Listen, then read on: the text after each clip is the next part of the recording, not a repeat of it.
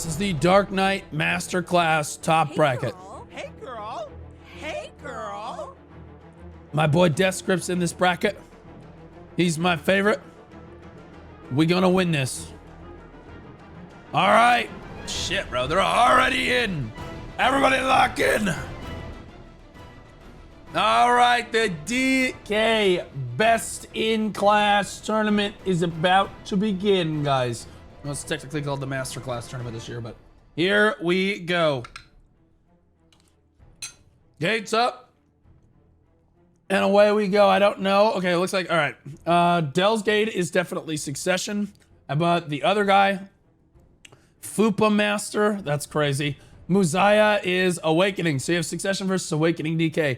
Suck DK is supposed to be severely advantaged in a matchup like this, especially in a gear cap situation where Awakening can't just outgear their opponent and one-shot them from range. Although it seems to be that Dell's Gate is having a lot of trouble getting in on top of this Awakening DK. So much more dueling potential in Succession. You have such close, up close and personal ability to basically just get on top of your opponent and kill them.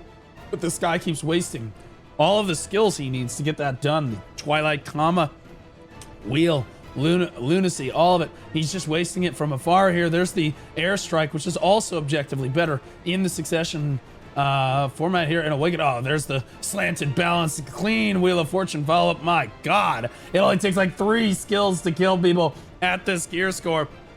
Muzaya's gonna come out of V there.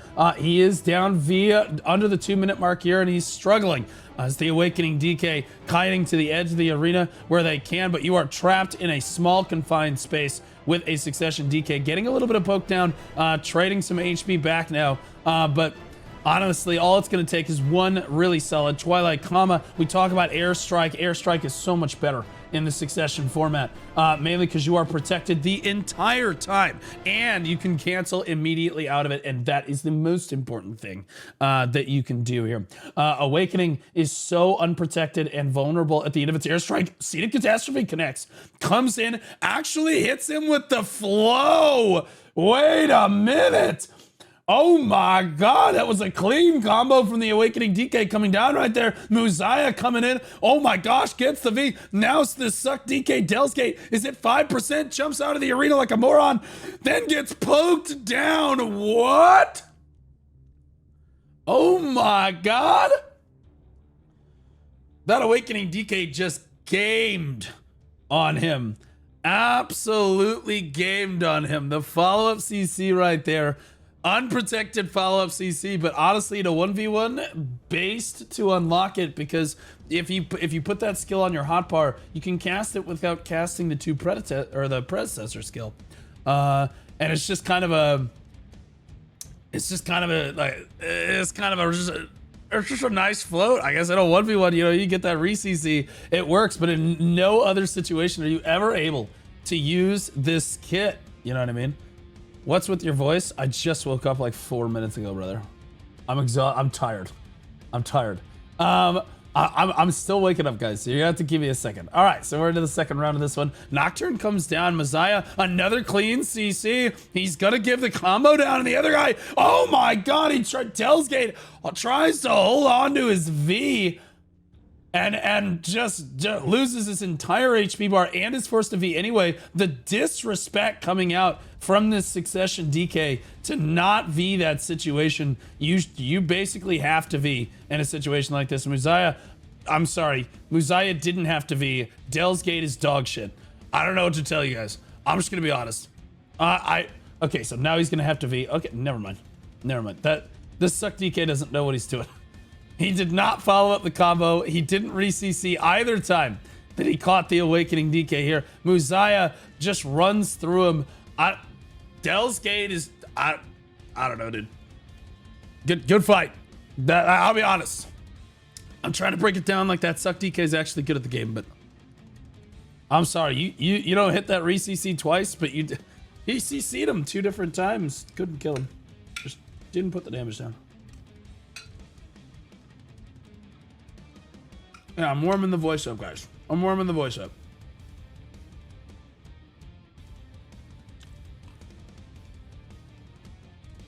Not a bad matchup, though. Really cool to see Awakening winning.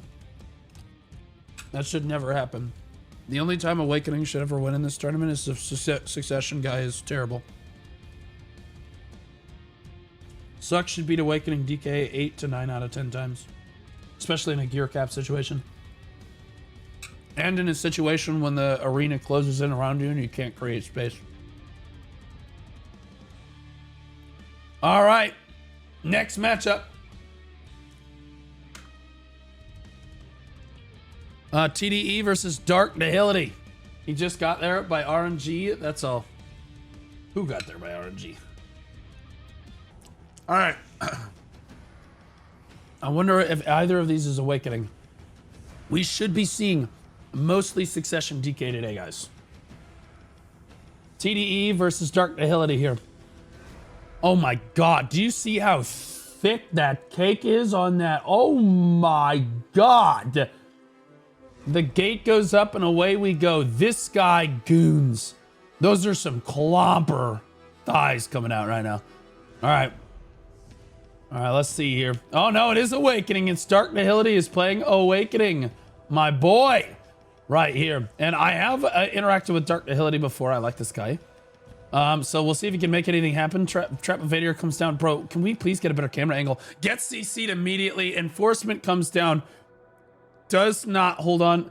Again, guys, if you don't have to V against the Suck DK, man, it's rough. But yo, Kiwi, can we please turn the camera? Thank you so much. Seed of Catastrophe blasting away at the frontal guard. Now, in fairness, that is one advantage Awakening DK does have in this matchup. Is that, oh no. And Dark Nihility is definitely dead right there. Okay.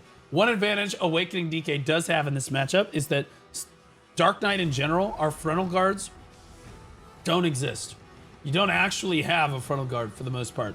And so Awakening DK can blast away that frontal guard pretty quickly, but in a cap gear setting like this, I don't exactly know. They gave them special gear for the tournament, so I don't actually know how quickly the frontal guard is going to go down here. It depends on exactly what stats are given in the frontal guards, but usually the frontal guard doesn't do so hot. So yeah, if you're a really good Awakening DK, maybe you could poke down that frontal guard so that Succession can't just stand there and block like that. Oh my God, TDE has already caught Dark Nihility right there. This is not looking good. TDE pretty clean on the Suck DK so far. We've seen a double CC both times and forced his opponent to V very quickly in the previous round. But this is what Succession into Awakening is supposed to look like, guys.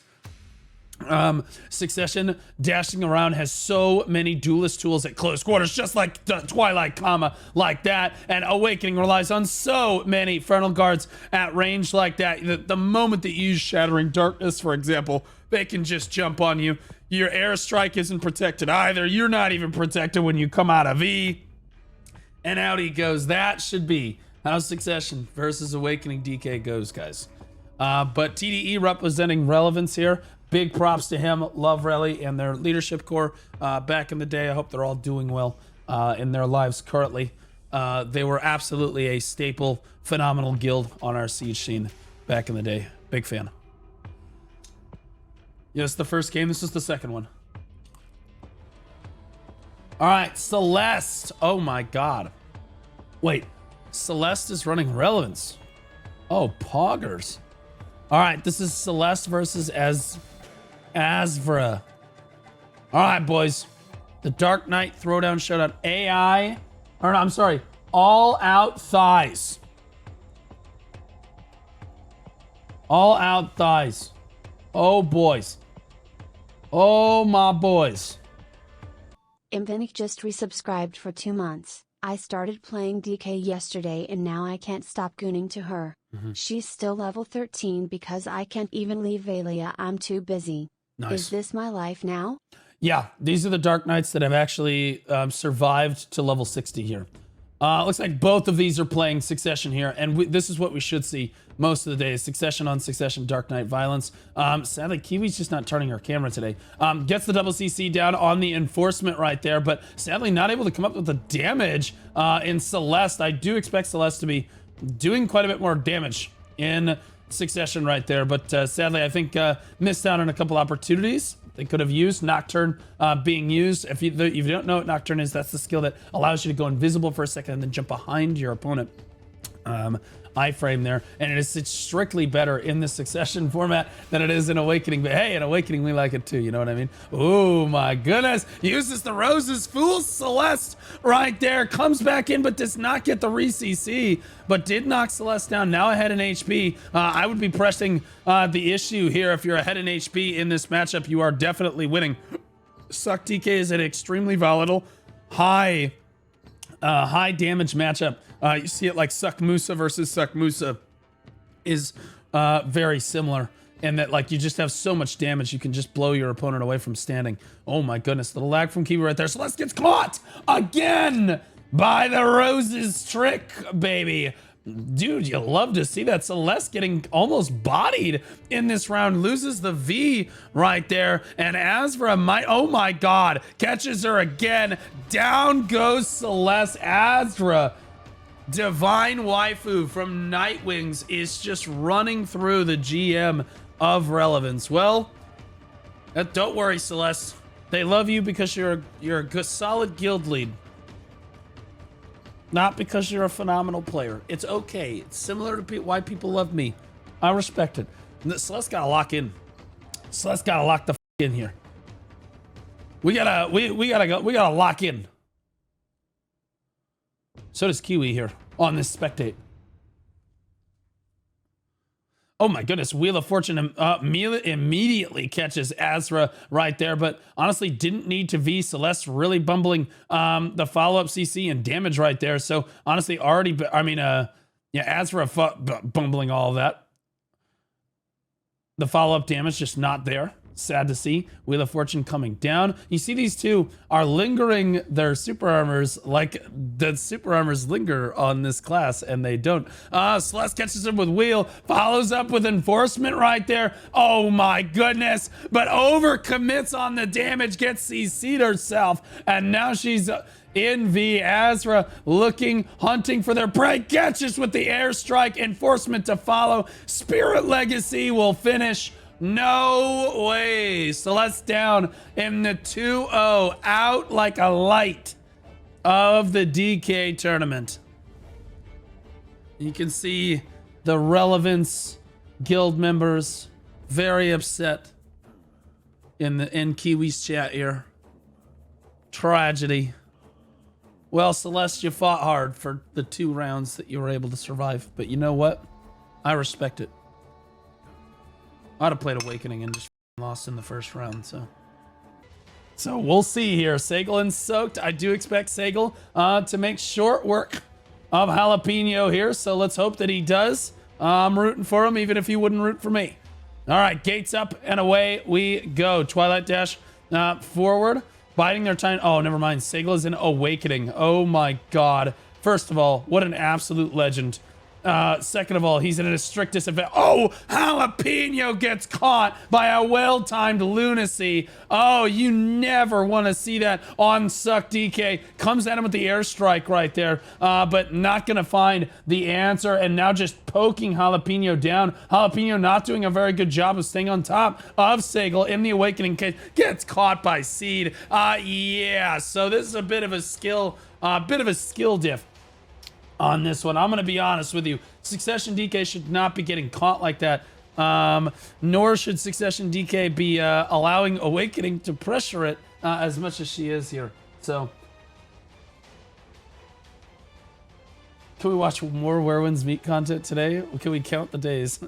I think Where Winds Meet comes out in like 3 or 4 days now. Like 4 days or something. Guys, I'm skimming like a day off the top here. Okay. I'm skimming like a day off the top here. Okay. All right. Gates up and away we go. Sagal made short work of them in the first round here. Oh my goodness. That frontal guard turned into a super armor right at the end of Shattering. That was very risky on Sagal. Gets CC'd and oh, yikes. Oh man. Jalapeno decides to use Twilight Dash to follow up the catch CC.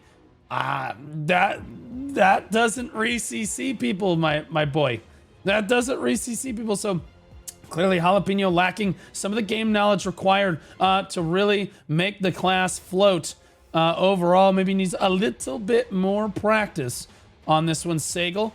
Fishing for a cheeky seed of catastrophe here. But again, you're just not quite as protected, running for a little bit longer than he should there as well, too. So you see gaps in Sagal's play as well here. But I'll be honest with you, definitely a smoother game. Oh my God, he lingered. Wheel of Fortune there, too. Holy moly. Oh, that's very risky against anybody that's really good at Suck DK. Ah, man, I think you're getting mopped, but that's just how Awakening is. Sagal gets CC'd again. There's the re-CC this time for Jalapeno, getting the enforcement down to clean that one up, and gonna jump right on top of him with Twilight Comma Slash. And God, Kiwi, can we please turn the camera? Can we please put any effort forth in our spectate right now? Dude, why am I like Kiwi? Okay, Sagal's on the ground, dies to enforcement. Dude, Kiwi, what are we doing? What are these partners, dude? Can we please turn the camera to face the action? First of all, Foibs, slay, queen, love you, yas. Second of all, like, God, dude, she's like facing the camera in a direction. We can't even see the direction that they're throwing their skills. Like, I'm asking for like a bare minimum of effort out of the Black Desert partner team so that like we can spectate the matches. We had this problem yesterday too, not just from Kiwi, but in general. Okay, Wheel of Fortune coming down. There's Lunacy going out. There we go. You can use Nocturne after Lunacy in the succession form. So very, very tricky skill. You can use Nocturne after a lot of skills. Most people use it after Twilight Dash in succession, but you cannot do that in Awakening. Sagal dropped around. Jalapeno turned it on in round 2. And like I said, Succession is just a stronger version than Awakening right now. And it's just very difficult to make sure that Succession DK does not CC you out of frontal guards and things like this. You have to be so careful when you throw things like Shattering Darkness that normally you would be protected in. But man, that Twilight Comma can do a lot of work. That Suck DK is so good at getting in behind you. But Sagal doing a good job of poking down Jalapeno from range right now. Jalapeno down at 50%. Sagal capped at 80%. Hasn't really taken very much damage here. We're at the 2-minute mark. Which means, again, HP bars are capped down. Jalapeno down at 50%. Sagal now also down at 50%. Takes a poor trade right there. And it's now losing an HP. Gets caught by Airstrike and has to V his Sagal. Gonna be out in round 1. Oh, there's the class buff from Jalapeno right there as well. Sagal in a lot of trouble. He is not class buffed himself. Uses Nocturne, dancing around the side of the arena, but he's low on HP and he cannot fight in close quarters. I think Sagal might just go down to the rookie Jalapeno here. You don't want to see that. Oh no, catches the seed of catastrophe. Sagal showing signs of life right now. Jalapeno V'ing in place. Sagal finds it, tries to jump on Sagal immediately with Airstrike. Not going to find it. Wheel of Fortune comes out, but Sagal's nowhere to be found. Jumping around, Sagal's still behind on HP, but he just needs one more CC to get the job done right now. But Jalapeno is slowly but surely working down his HP bar, and Awakening, not much you can do right now as you can't kite around. There's not a whole lot of room to work with. Sagal is knocked out in round 1 of the tournament. You hate to see that. You hate to see that, but you know what? He played Awakening, so he's an absolute legend. I was pulling for him. Dude. That sucks. Jalapeno pulling it out, but that shows you how dog shit you can be at Succession DK and still get away with it. Oh, guys, this is the hype match of the day right here. This is a big matchup. Magic and Death's Grip are the two people to watch. Either of these two could go to the finals, and we're going to see them fight right here. Now, to be clear, Magic, I think, is playing Awakening. Probably the best Awakening DK in the tournament here for North America. Death's Grip, though, probably the best Succession DK, if not the close to the best Succession DK in the tournament. So I'm going to be honest with you. I love Death's Grip. He and I go way back. And although we had a spat over League of Legends recently, I think only good friends are able to scream at each other over League of Legends with gamer words. And really come out on top here. I'm rooting for Death's Grip. I know he's prepped a lot. He told me he wanted to participate in this tournament 3 years ago.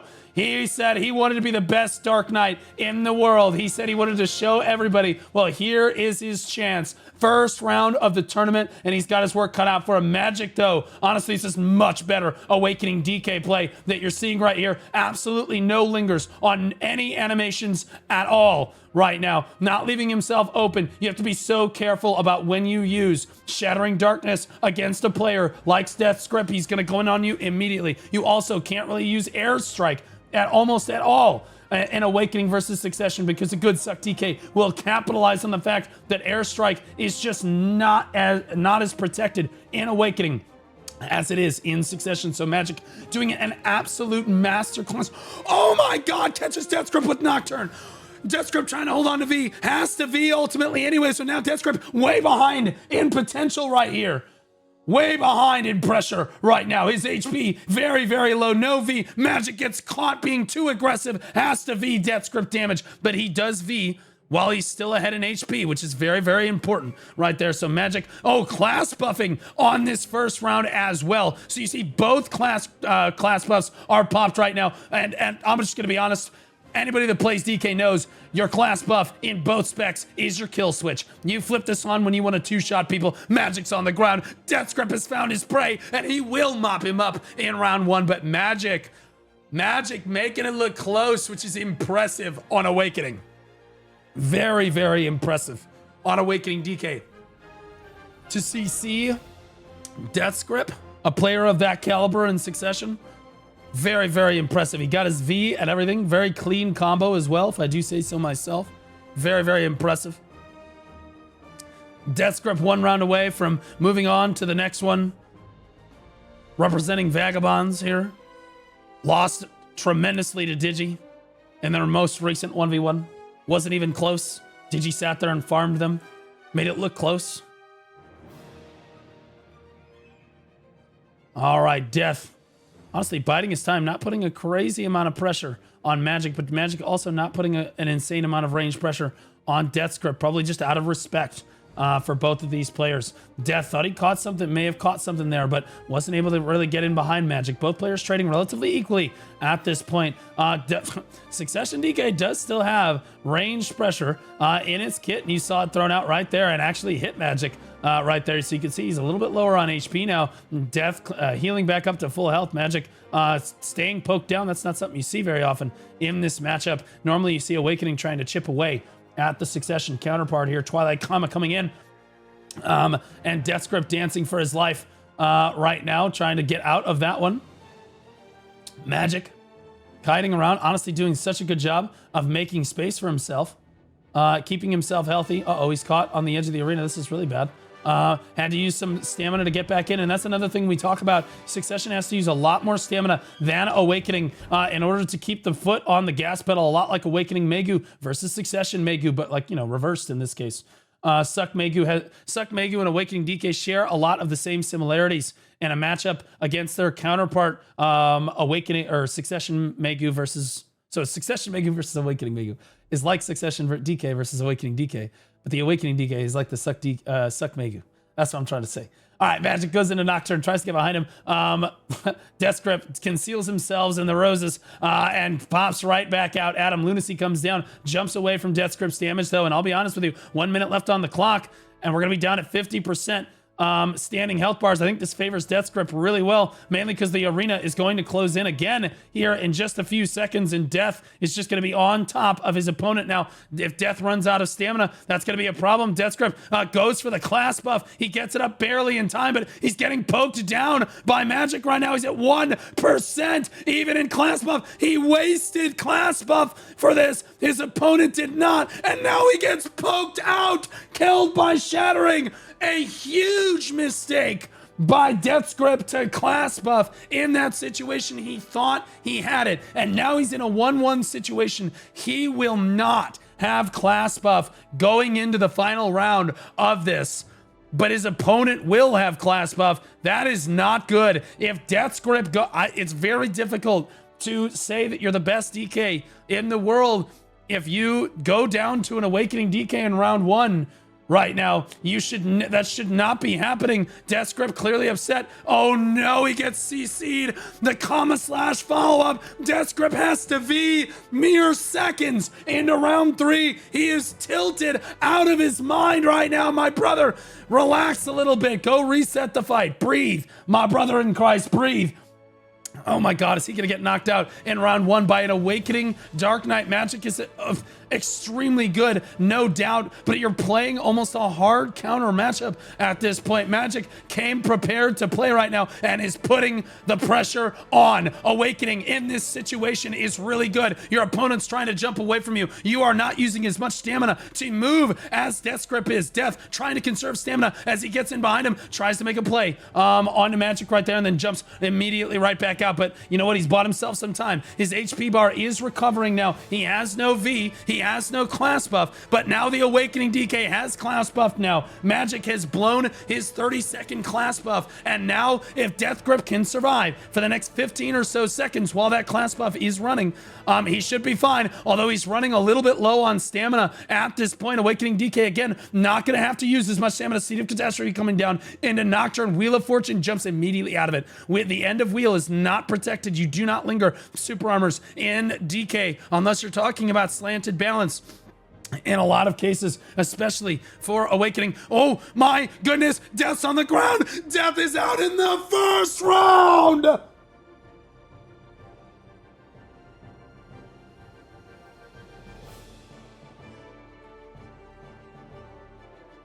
Out in the first round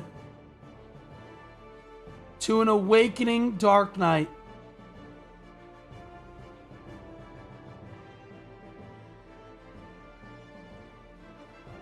The worst timeline for Death's Grip. Death's Grip, rank 1 AOS Dark Knight, multiple seasons running.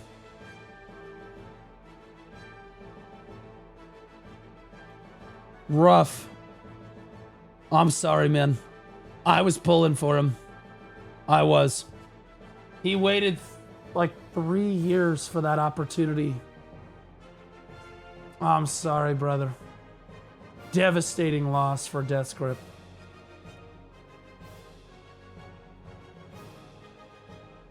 Well, time to go jack off to hentai. Brutal. He got carried by his teammate. Shut the... Arthur. What's your rank in AOS, dipshit? What's your rank in AOS, dumbass? It's the same people like you. Same people like you say Baus FFS gets carried by his teammates too in League. It's crazy work. Still level 1 in town. Okay, so shut the fuck up. Damn, bro. I can't believe Deaths is out in the first round. That's staggering. Upset. That's probably the biggest upset that we've seen in all of the tournaments. In all of the brackets, that's the biggest upset that we've seen. It was a huge mismatch. I spoke with Death's Grip. He said he was very confident against Awakening and that he could catch it no problem.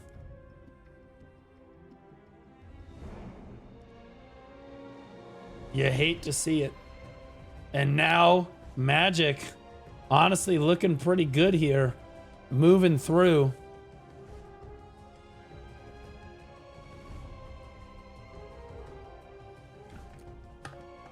We all shit with stress. Yeah. I'm not gonna harp on him too much. I feel bad. I wanted to see him go, man. You want to see your friends succeed. You know? Hope Awakening gets buffs. I do too. But Magic is not helping us here. All of the other Awakening DKs have been knocked out of this tournament immediately. Celeste was not... Actually, Celeste was playing Succession.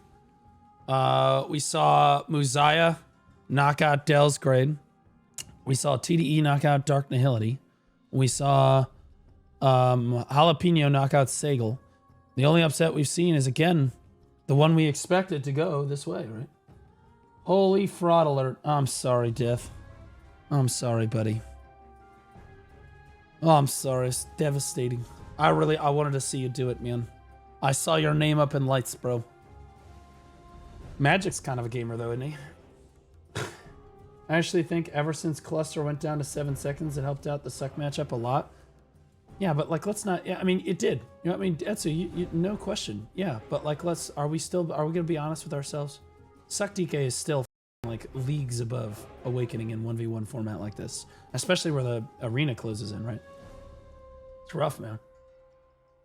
Like, you're right, it did get some help, but like, dude, Suck still has so many better tools. You know, just what they've got with Nocturne. You know, like you look at Nocturne and Kama, obviously Nocturne and Lunacy. You're looking at Airstrike, huge advantage on Airstrike, being able to cancel out of all your skills. Just the amount of damage that you can do in less skills, you know, so you don't have to expose yourself for further, right? I don't know. I don't think it's as much as a hard counter if Awakening is allowed to kite and out stamina them, but he wasn't there, right? And you can't really in this arena. It's like saying that it's the same reason that Archer's not very good in 3v3 formats like this. They're better this season, no question, but like Archer in previous seasons was like, you know, it's like, oh, well, if you can kite, well, you can't kite a lot of the time because again, the arena is closing in. So, and like Succession, if they really wanted to, could just jump around one of the pillars until the arena closed in. Then you're really going to struggle to kite. And that's what Death Grip was doing. And props to him. He at least backed up and was like, okay, I'm chilling. Okay, I'm chilling. And he reset the fight a little bit. But again, I think what Magic was really doing was I think that Death Grip came prepared to CC him out of things like Shattering Darkness. And I saw Magic cancel Shattering Darkness into its flow cluster like 4 times in a row to prevent himself from being CC'd from behind. And it's really hard to get behind it Shattering if you don't use that flow. So like he would Shattering iframe and then drop his RMB. It's just nerves. Yeah, bro, I get it. I understand. Hey, man, it's not like I would have done much better. I'd have been out round 1, brother. But you're a much better DK than me, so if it makes you feel any better, I'd have got my ass beat. Magic gonna beat my ass, too. It was a good match, though, yeah. Well, I'm buying pearls in your honor, Deaths. Do not buy pearls. I will ban you from this chat. Do you understand? Stop buying pearls. This is no Pearl November. I told you, if you have to buy pearls, go jack off, and then you have post-nut clarity. See you in a year. Oh, Death Grip, this tournament is not happening again. This is never happening again. I'm sorry, but it's not. We will not see this tournament for another 4 years, 5 years. It will not happen. Is this true? He can't confirm that. But I'm telling you, I've spoken with the CMGM team about this exact tournament in the past. Okay, there's a reason that they don't run this tournament. They're going to run Best in Guild is a great tournament. They run Best in Guild, that's phenomenal. That's what you're going to see for the next 3 or 4 years. Best in Guild is instead of this.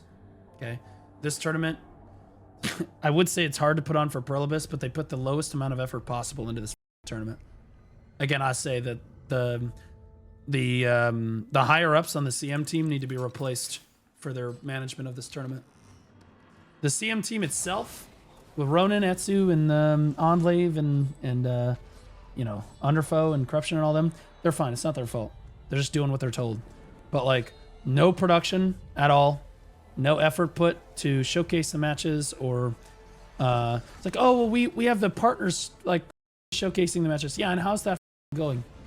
You held all the matches at the exact same time, so no one can actually watch all of the games at the same time. You have to pick where you're going and what you're doing. And then your partners are doing a terrible job shoutcasting it. 98% of your partners are doing terrible jobs of spectating and shoutcasting because they've never spectated before and they've never shoutcasted before. So like, instead of Perlibus just putting on a simple production every day so that people could actually view some of the matches, or just outsourcing like the production of the tournament like they did for the Wusa Open or the Scholar Open or whatever, or the Dracania Open, they instead just half-assed it And we don't even get to see the semis now. Now we literally only get to see the finals. Last time we had best in class, at least they made a production for the semifinals. We didn't even get that this time. We got, it's just the finals. And none of the content creators are putting any of the matches on YouTube. So all of it is lost to YouTube. I mean, all of it is lost to time. The only content creator, ironically, that is actually saving all of this and making sure that it makes its way to YouTube is me. And I'm not even one of your partners. I'm not even allowed in the arena.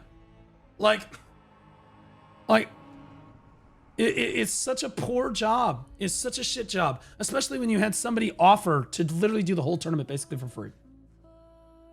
Budget cuts? No. Perlibus needed this win, and they needed this win for PvPers. And I guarantee you, the higher ups at Perlibus did not want to shell out the money to pay Armin. They didn't want to for the whole tournament. They didn't want to shell out the money to make the production. They didn't want to shell out the overtime costs. They should have just paid Etsu and Corruption and Lemuria and Underfoe and all of them. They're like 3x their salary and be like, yo, do the overtime, get the job done. You're a $2 billion company. You have the money. We're talking about pennies on the dollar to make a tournament that happens once every 5 to 6 years for your community that's been hard carrying you for the last 8 years, and your company and made your company who they are. And you shit the bed for these people. Shame on you. JJ would have never. Worthless. I don't know who the CEO of Perlibus America and all them is, but Jesus Christ, for shame. You bring shame to all of Korea. It's unbelievable. Unbelievable. That's my thoughts on it. I miss JJ. I don't. She hooked me up in TNL. You think you'll get new drops soon? I'm not, bro, I don't care. I told people, I have a pinned message that says I'm not getting new drops. It's the way that it goes. They should have taken their tournament more seriously. Everybody knows I'm right.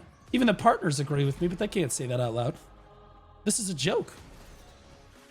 Like, now I say to the CM's credit, like the community managers credit, like the people running the tournament. I don't remember it was the L guy that's running this tournament here. I saw Etsu running one yesterday. That everybody that's been like running the tournament, like managing the tournament, like live, like Lemuria, I think was doing one. They've been doing great. The tournament's been moving around very quickly. I'm sure there's some sort of issue right now. Normally we'd be into the next match by now. But the tournament's been moving along very quickly, very smoothly. They've been doing a great job. It's not their fault. They're doing a great job of making sure the tournament moves along. But like, again, the executives thought it would be an okay idea to just give unique drops, and then everything else is just, oh, then we don't have to make a production. Then we don't have to spend any money. Oh, we're helping our creators. Dude, have you seen some of your creators trying to cover the tournament? Do you realize that the only thing that makes tournaments hype is the shoutcasting and the production that goes into it? Like, I'm not asking for worlds here. I'm asking for like a 10th or a 5th, or a 10th or a 100th of what the world's production looked like. Okay? Or maybe a 1,000th, a 10,000th of what that production looked like. I got no effort. Perlibus official channel is not live. They're not putting the matches on YouTube. They're not, and I'd be understanding, like, oh, okay, well, maybe we only want to shoutcast the quarter or the semifinals. They didn't even do that. We're only getting one finals match for each class, and then they're done. That's all Perlibus is doing for the tournament. On top of putting up dog shit rewards for the tournament. Again, AGS, Amazon Game Studio, for a brand new game, the Best in Guild tournament that I put on for AGS, they put up $20,000 US in Lucent to the winning guild. And gave in-game title away for it. Unbelievably. And that was a community tournament. Imagine if it had been their tournament. This is Perlibus's tournament. It should show you how little they give a shit. They don't give a f. The community managers do, but they have very little power. They're like, all right, well, you have to do all of this for free. They're like, well, okay, never mind. It's not like Etsu can do anything about it. The f is he supposed to do?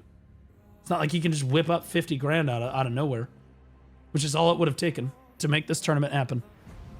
All right, ESAP, one of the best Dark Knights left in the tournament. Probably the favorite now that Death's Grip has been tragically knocked out in round one. Oh my God, making short work of biddies in this first round of this one. At ESAP just absolutely doing so much work. This is what you see. Oh my goodness. That's really good Suck DK versus a, you know, reasonable Suck DK. Look at the trade right there. Oh my God, caught him again. And he is gone. 20 seconds. 20 seconds after the gate went up, ESAP made short work of his opponent. Biddies got his work cut out for him. DKOP in the soaked guild right there. Really struggling right now. Drops are 50%, 60 second item, 60 second minute. I don't know what the you're trying to say. R2 50% item, 60 minute, no biggie. Bro, guys, just make sure you have another one of the partner streams on. I'm not trying to hurt the partners. I'm just trying to shoutcast the tourney. Okay, so that wasn't fast. That was extremely fast. That was ridiculous. All right, 2 minutes, 45 seconds on the clock. ESAP has not found his opponent so far this time. Biddy's playing a little bit more defensively, not taking as much poke damage, making sure he doesn't get caught. Throws the wheel out, dodges the airstrike that comes in on him right there. Oh my goodness, bold strategy. To throw down your shift E and your range skill right there. It's very dicey to do against ESAP. He can come in on you in less than faster than you can blink. That guy can be across your screen and absolutely dominating. Hides himself in the flowers. ESAP looking for an opportunity. Biddies is getting poked down. Slowly but surely getting out traded, whittled away. You don't talk about trading in Suck DK versus Suck DK very much because there's not much trading as there is just killing each other. There's so many iframes on this class that usually you don't see them trading. You see one DK really just putting the damage on the other. Biddies goes for the class buff here, so he should have the advantage, but ESAP has class buffed in response and is now putting Biddies in a situation where, oh my goodness, both of them use what identical play right there. Pound for pound, button for button, identical button mashing for about 3 seconds right there. They both pressed exactly the same button back to back. We have not seen that so far in this tournament. That was mirror play. That was pretty cool to see right there. Biddy, very low on health, just running out of HP. ESAP just goes in for a quick Twilight comma, mopping him up. Moving on to the next round of this tournament. ESAP, one of the favorites to win now. Oh my goodness. Bro, I never thought the Black Spirit League was peak BDO. Good times. Yeah, Black Spirit League was great. It was great. Even the previous Best in Class tournament.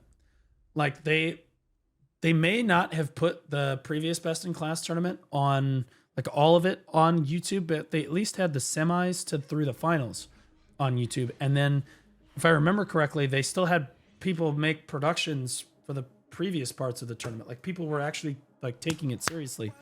Instead, we've got like, I mean, all due respect, we have a lot of the partners that are just, you know, they're not even at the computer while the match is going on.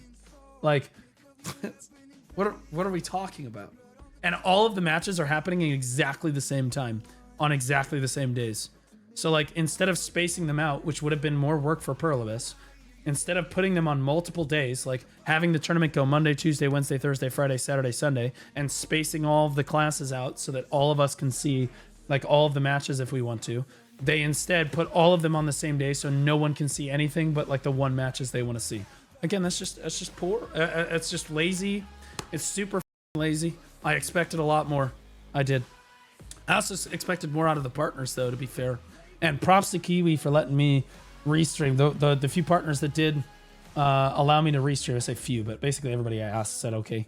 Thank God for them allowing me to restream the event. Like, ridiculous, dude.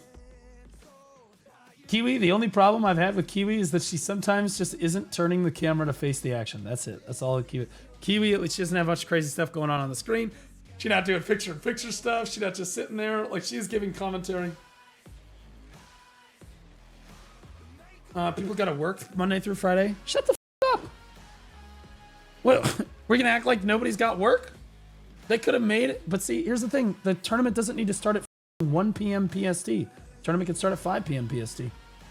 6 p.m. PST. Right? When everybody can get home. That's when Node War starts anyway, right? Or like you can make it start at Node War time. Right? And then it's only going to go for like 30 minutes because you only have, like, I know it's like, oh, the CM team has to work longer. Well, they can come in later that day, A, and B, pay them more because you should to do something like this. And C, again, that's when most PvPers are online, is right around node war time. And again, the tournament won't last for nearly as long. Langus, that's the guy that's doing this one. He's doing a great job. Like, the tournament would last for a lot less long, so it'd be like 8 p.m. to 8:30, and then they'd be done. That'd be it. That'd be the end of it. Not hard. Not hard. But nope, can't do it. All right, so this time we have Bunzy versus Agony OST right here. And Bunzy is in Shameless, which tells me he's probably a gamer. But I don't know, Shameless didn't have a great day in the tournaments that we are in the matches we saw yesterday. I don't see an ornamental not equipped on this DK. Maybe he's got it hidden. But does this guy not have his... Does anybody see that? I don't see his offhand actually equipped. That... No, unless he hid the... I doubt it. It's possible he's playing without his offhand. But he is getting out-traded badly right now. It is Succession DK versus Succession DK right here. And I hate to say it, but like, he's just going to keep taking poor trade after poor trade. If that is the case. Oh my goodness, dashes forward right there. That's pretty sick. Wheel of Fortune. Oh, hides in the flowers, backs up Bunzy. Losing HP, just getting out-traded. Look how quickly he's being out-traded. That's what you see on DK right there. You're not seeing damage for damage trades like you see in like Awakening Musa versus Awakening Musa. No. Again, there's too many iframes for that. Most of the time you see one DK trading a lot of damage onto the other without any attempt to reverse the damage at all or put any damage on your opponent. It's less trading and more just have some damage. Arena starts closing in. We're at the 2-minute mark. Neither of these guys really wants to go in on each other super hard. Nocturne tries to get behind him. Bumsy does get CC'd right there. V's immediately. Not sure if that was necessary, but I would have V'd. Against Suck DK, it's difficult not to V. But yeah, here we go. 50% on Bunzy. He's losing a lot of HP. He's down a V right now. Class buff on Bunzy too. So he blew class buff and then fumbled the ball right there. Absolutely tragic. Man, Agony just dissecting his opponent in that round. Agony making that one look pretty easy. Bunzy not doing the best job right there. Agony representing Blur right here and running through him. Do we see any Awakening DKs so far? Yeah, we saw an Awakening DK knock out one of the guy that won. It was rank 1 AOS last season on Succession DK and is one of the top DKs this season on AOS. Got knocked out in the first round by an Awakening DK. Cinema. All right, so Agony, both of these guys looking for a win here. Obviously, I'm gonna John Madden this. Both of them are gonna want to win this round to move on in this tournament. Easy. Easy, you don't say. There, Blue. Wheel of Fortune comes down, hides in the flowers, gets behind Bunzy. What a clean pick that just was. Flips the Spirit Legacy around. His opponent thought that he could hold his V.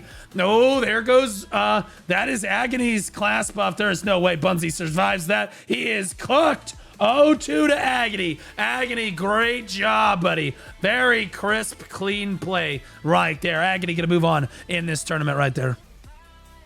Beautiful. Beautiful. Absolutely a legend. Holy moly. God damn. So yeah, we saw Awakening not supposed to beat Succession. That's not how it works. That's why we're seeing a lot of Suck DKs in the tournament over Awakening. Etsu's not wrong that Awakening got a little bit better in this matchup, for sure. But it is not, it's still a gap. In my opinion, it's still just, you get gapped.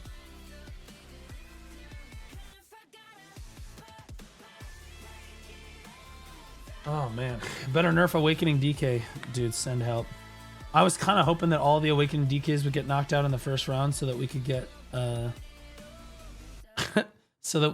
buffs, but sadly Magic made sure that didn't happen. And in fairness, all but one Awakening DK has been knocked out of the tournament so far, at least in the upper bracket here. I don't know how many Awakening DKs there are in the lower bracket left, but upper bracket, there's exactly one left, and it's Magic. What up, Cody? How you doing, buddy? It's not every day I see it. It's not every day I see a dead game. Arc Raiders is better in my chat. Don't you have like school tomorrow or something? Shouldn't you be like studying? Gotta get on the bus in the morning.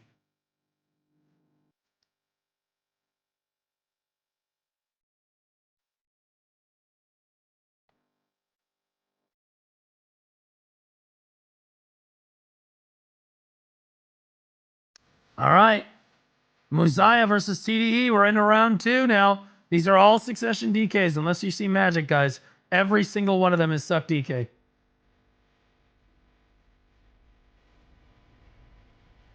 All right, TDE had such a good first round here. You see him poking the air right there. The reason he's doing that, it gives you an attack speed buff. Unveiled Dagger.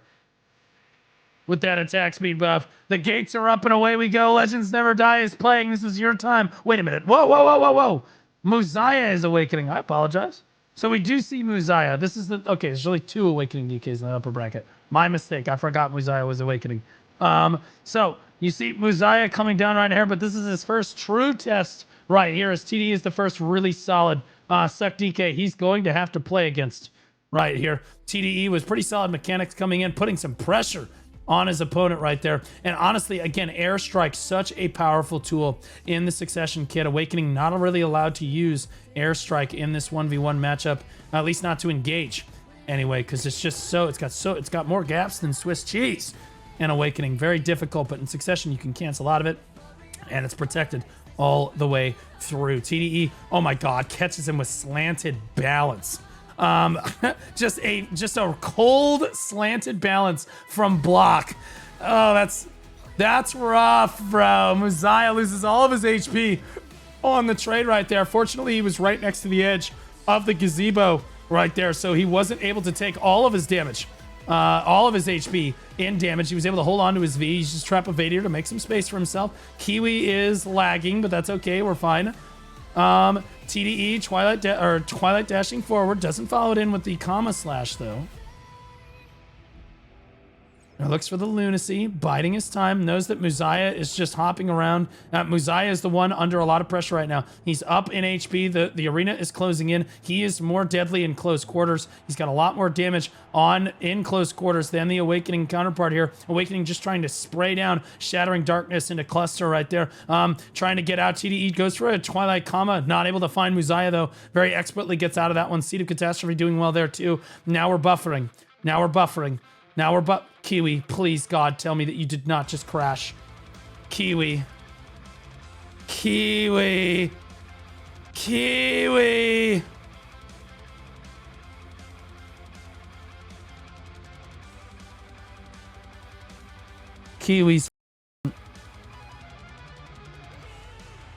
okay, well, it seems to be that both of them are at half health, guys. Twilight has come down by one of the two. There's going into roses there. One of them died. It looked like it looked like that TDE, I think, won. Mosiah is knocked out of the tournament. And we're back. And we're back. And the moment that the action ends, her stream is fine. But again, this is what happens when you rent out production in your tournament. I'm just saying. What happens?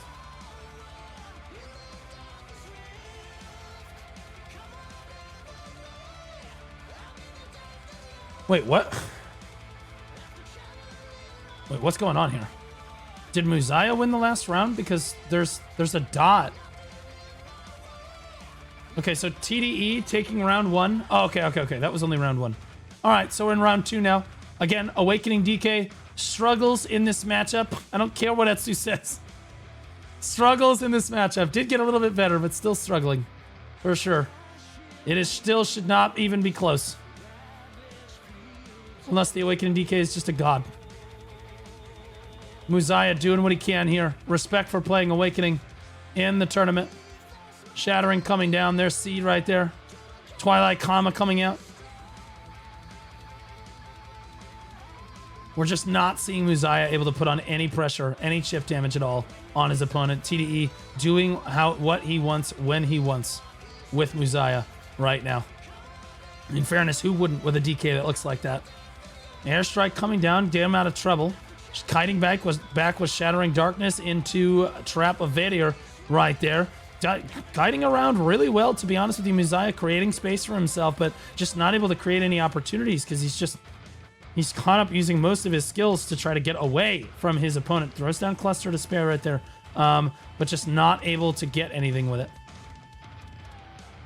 There's the Airstrike coming down, Twilight coming out, Seed of Catastrophe, but again, Kiwi is staring at the wall, unable to move her camera fast enough to follow the action of these two competitors. Muzaya, Nocturnes, tries to get behind him, backs away. TDE buying his time. 1 minute left on the clock means that TDE will require about 2 skills to kill Muzaya. There's 1 skill right there. Muzaya has to back up away from that trade. It will still be... Oh, he gets stunned.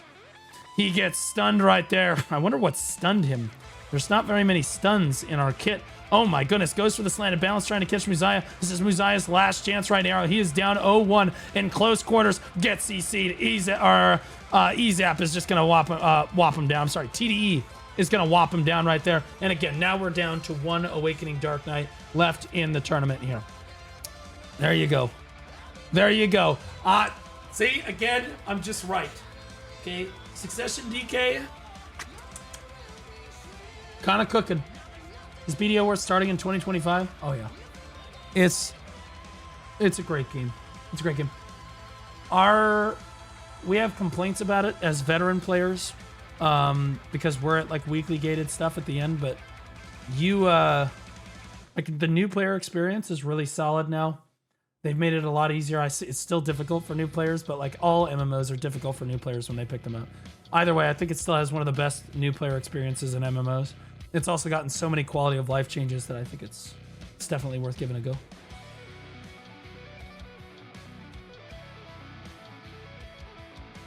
All right, so now we're looking at Asphra versus Jalapeno. And I gotta say, this is Succession versus Succession here again. I think he used a core skill to stun there. He very likely did, but like, again, what?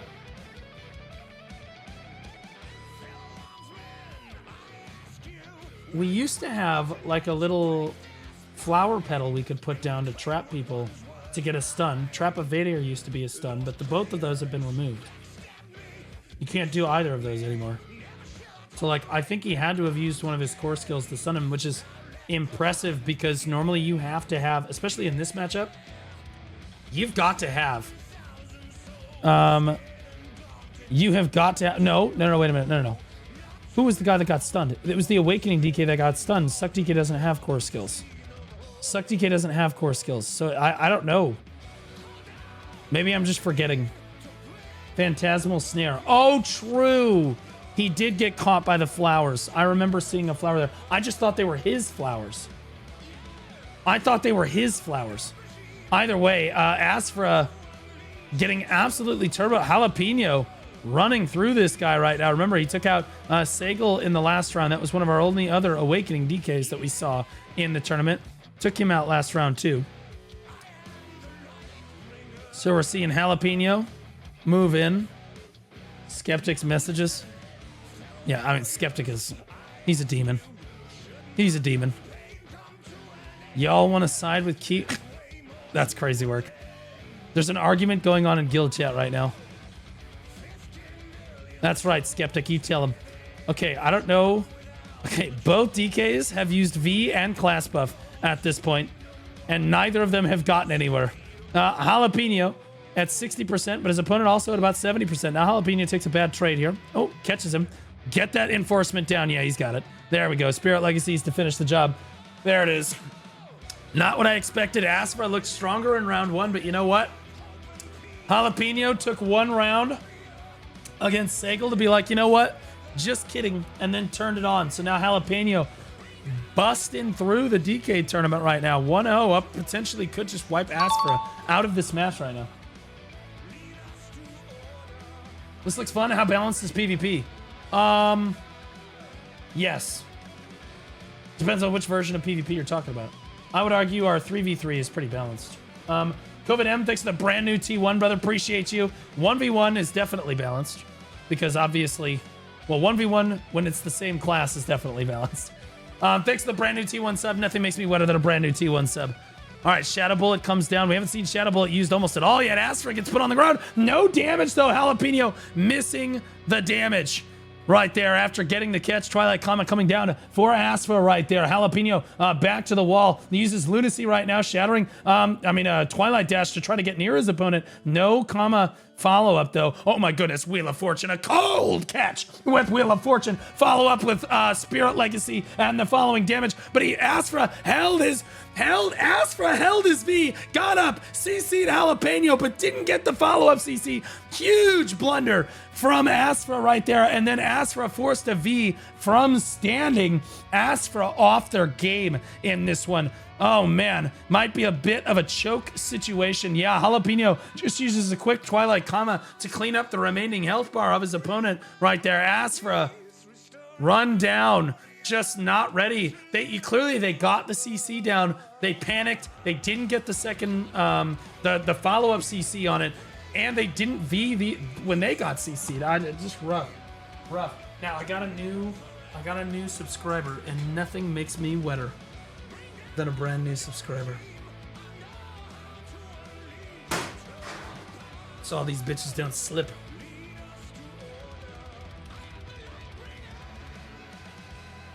Madam, are Shies on strike, or do I sign up for Node War? That's crazy. Guys. Madam, are Shies on strike, or do I sign up for Node Wars? Don Skeptic, sign up as a Shy.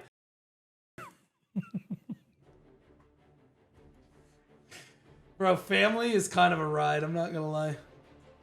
Family's kind of a ride.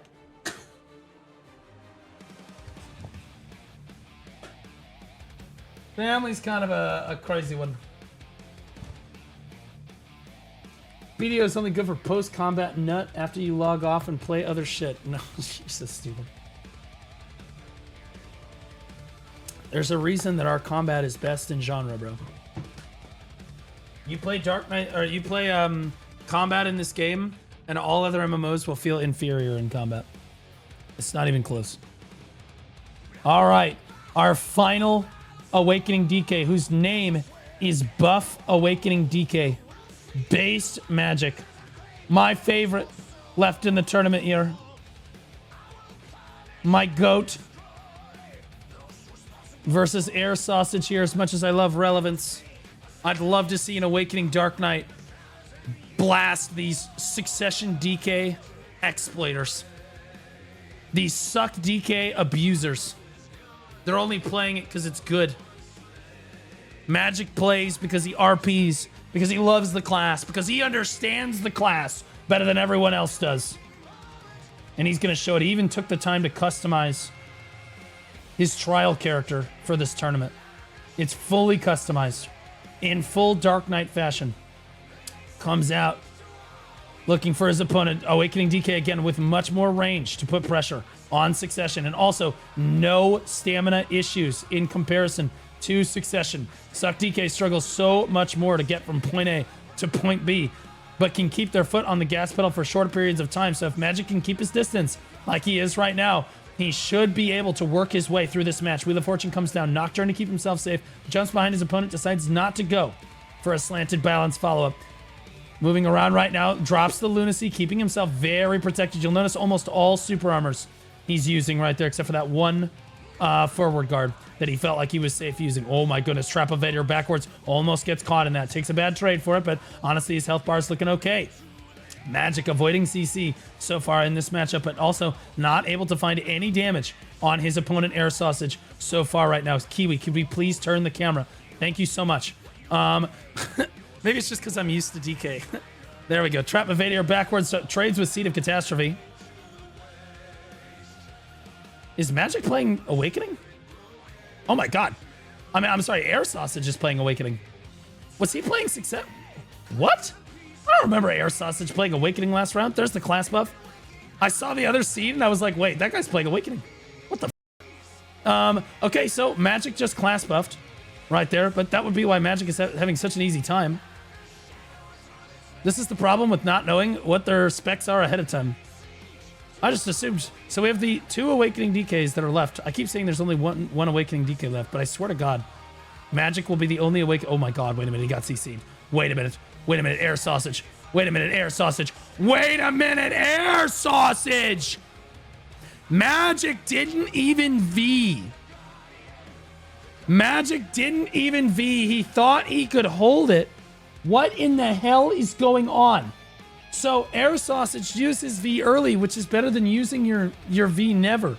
Are the 2 highest ranked? Okay, so guys, Death's Grip, Magic, and ESAP were the favorites to win this tournament.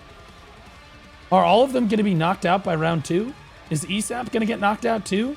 Death's Grip's gone. Magic, one death away from being knocked out of this tournament right now. Air sausage making him look like a clown in the last round right there as they kite around. And in fairness, Awakening DK is actually an extremely dynamic matchup. Now that we talk about it, we're probably never going to get to see this again for the rest of the tournament. So let's talk about it a little bit here. You're trading into your opponent's frontal guard very frequently. Your own frontal guards become a lot more valuable because Awakening struggles to get behind you as quickly as Succession does. So you should be able to safely use Shattering Darkness. Airstrike is still really dicey to use. Usually the first person to use Airstrike actually loses. In this case, that's why you don't see almost either DK relying on Airstrike. In this case, you see Magic try to dash in for a quick Smoky Haze into Lunacy, but gets caught. And now Magic is down a V. At least he remembered to hit the button this time. Magic is down a V. Air Sausage hunting for it. Air Sausage has his opponent back against the wall right now. Magic down at 60% HP. His tournament hopes being almost thwarted right now. Air Sausage might come out of nowhere and upset Magic right now. Again, with a V down, he's losing out on the HP trades. He's down at 40%. Air Sausage just keeps the pressure on at this point, which is easy to do. In this matchup, Awakening versus Awakening DK is very HP focused. If you have more HP than your opponent at any point, you have more pressure, you have more tempo. It gives you everything. It wins you the neutral, it wins you the trades, it wins you everything. So right now, the fact that he is ahead in HP is such a big deal because now every time he sprays out even a small amount of damage, even if Magic tries to trade a little bit back, he just can't get ahead on HP. Magic has to look for a clean CC here to try to turn this back around. But with only a minute left on the clock, I'm not sure if he can. Gets a very good trade right there between the Shattering and the Cluster of Despair. There's the class buff coming down from Magic. It's all gas, no breaks. Right now, he knows his tournament hopes are on the line. 20% HP left on the clock. Both of them capped at 50, so they're not going to be going up from here. Both of them trading as hard as they can. Oh my God, Magic gets caught by the stun. No V, wiped out. No way. 2 of the tournament favorites wiped out by round 2 by a nobody.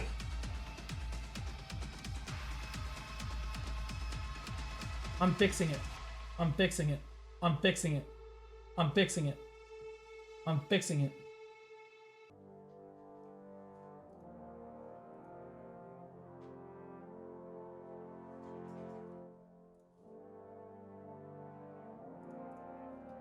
Okay.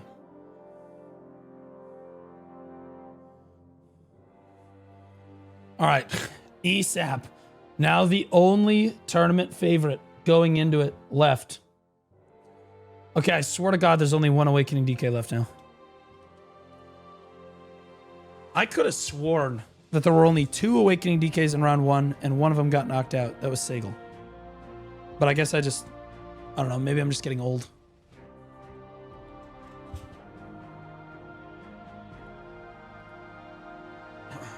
I feel violated. You're welcome. You are welcome. All right. ESAP versus Agony OST, and to be clear, Agony was no slouch in round 1 of this tournament. He made that shit look easy.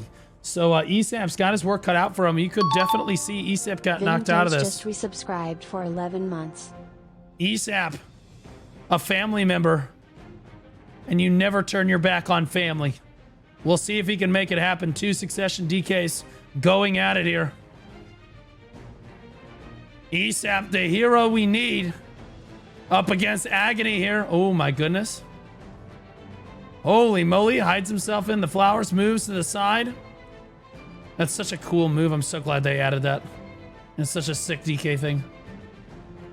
God, the coolest skill effects in the entire game on this class. Wheel of Fortune coming down. ESAP, honestly, just playing really slow, playing really methodical, really safe. This is very slow Succession DK gameplay. His foot is not on the gas pedal, but neither is Agony's. Agony not overcommitting either. Both of them still at full health. Not really wanting to trade. You see some slanted balances trade right there. Not going to find either of their opponents. Okay, Kiwi. What is this Kiwi. God damn. Holy shit. Okay. 80% left on the health bars as time ticks down under the 2-minute mark. You can't get above 80% HP anymore. The arena starts closing in. ESAP starting to put damage down. Takes a good trade onto Agony right there. And we talk about how important HP is in a 1v1 matchup like this. In Succession matchup, it's less important than it is in Awakening. In Awakening, you just have so much pressure from range. ESAP gets CC'd. Oh my God. Has to V. He's being in the middle of the arena. He's taking his chances with it. He gets jumped on right away. Wheel of Fortune misses by a hair right there. ESAP behind on HP, struggling to make this happen. Down at 40% right now. Down a V, down on HP, and with only 1 minute and 10 seconds left on the clock. ESAP, one slip up away from going down 0-1 in this. Agony hiding behind the gazebo, comes back out. Looking for it. Lunacy comes out. Twilight Comma comes in, not gonna find it. Skeptic screaming my goat to see if he can help his friend. Agony jumped out of bounds and V'd because he panicked. I'm not really sure what that was about, but now he's the one behind on tempo. He just jumped out of bounds and V'd. That's okay though, because now Agony is the one behind on HP. ESAP doing his best. Both of them are class buffed right now and pumping to the best of their ability. That is the kill switch for Dark Knight. They are super buffed for 30 seconds. Who's it gonna be? ESAP looks like he's winning out on the HP trades. Agony right on the edge of the arena, right on the edge of death. Can he find ESAP just one more time? ESAP jumping around but just can't find any damage on Agony. Look at them, both of them iframing in close quarters. HP bars and stamina bars are getting so low at this stage. 5% on both of the health bars. At any moment you take one bad trade, it's ESAP that takes it by like 2% HP. 2% HP is the difference. Waning on HP as time runs out. Oh my God. Agony coming out of nowhere. The dark horse. One of the dark horses in this tournament from Blur here. And as I said yesterday, Blur kind of pumps out some banger players here. All right. We move back in. ESAP is up 1-0, but at great cost there. Both of them used their class buffs in the last round. So they're going to get their class buff at the end of this round here, but it's going to be timely. You need a second to pop that class buff, and if you let your opponent see you pop it, then they know to avoid it. If you pop it too early, they can just avoid you for the remainder of time.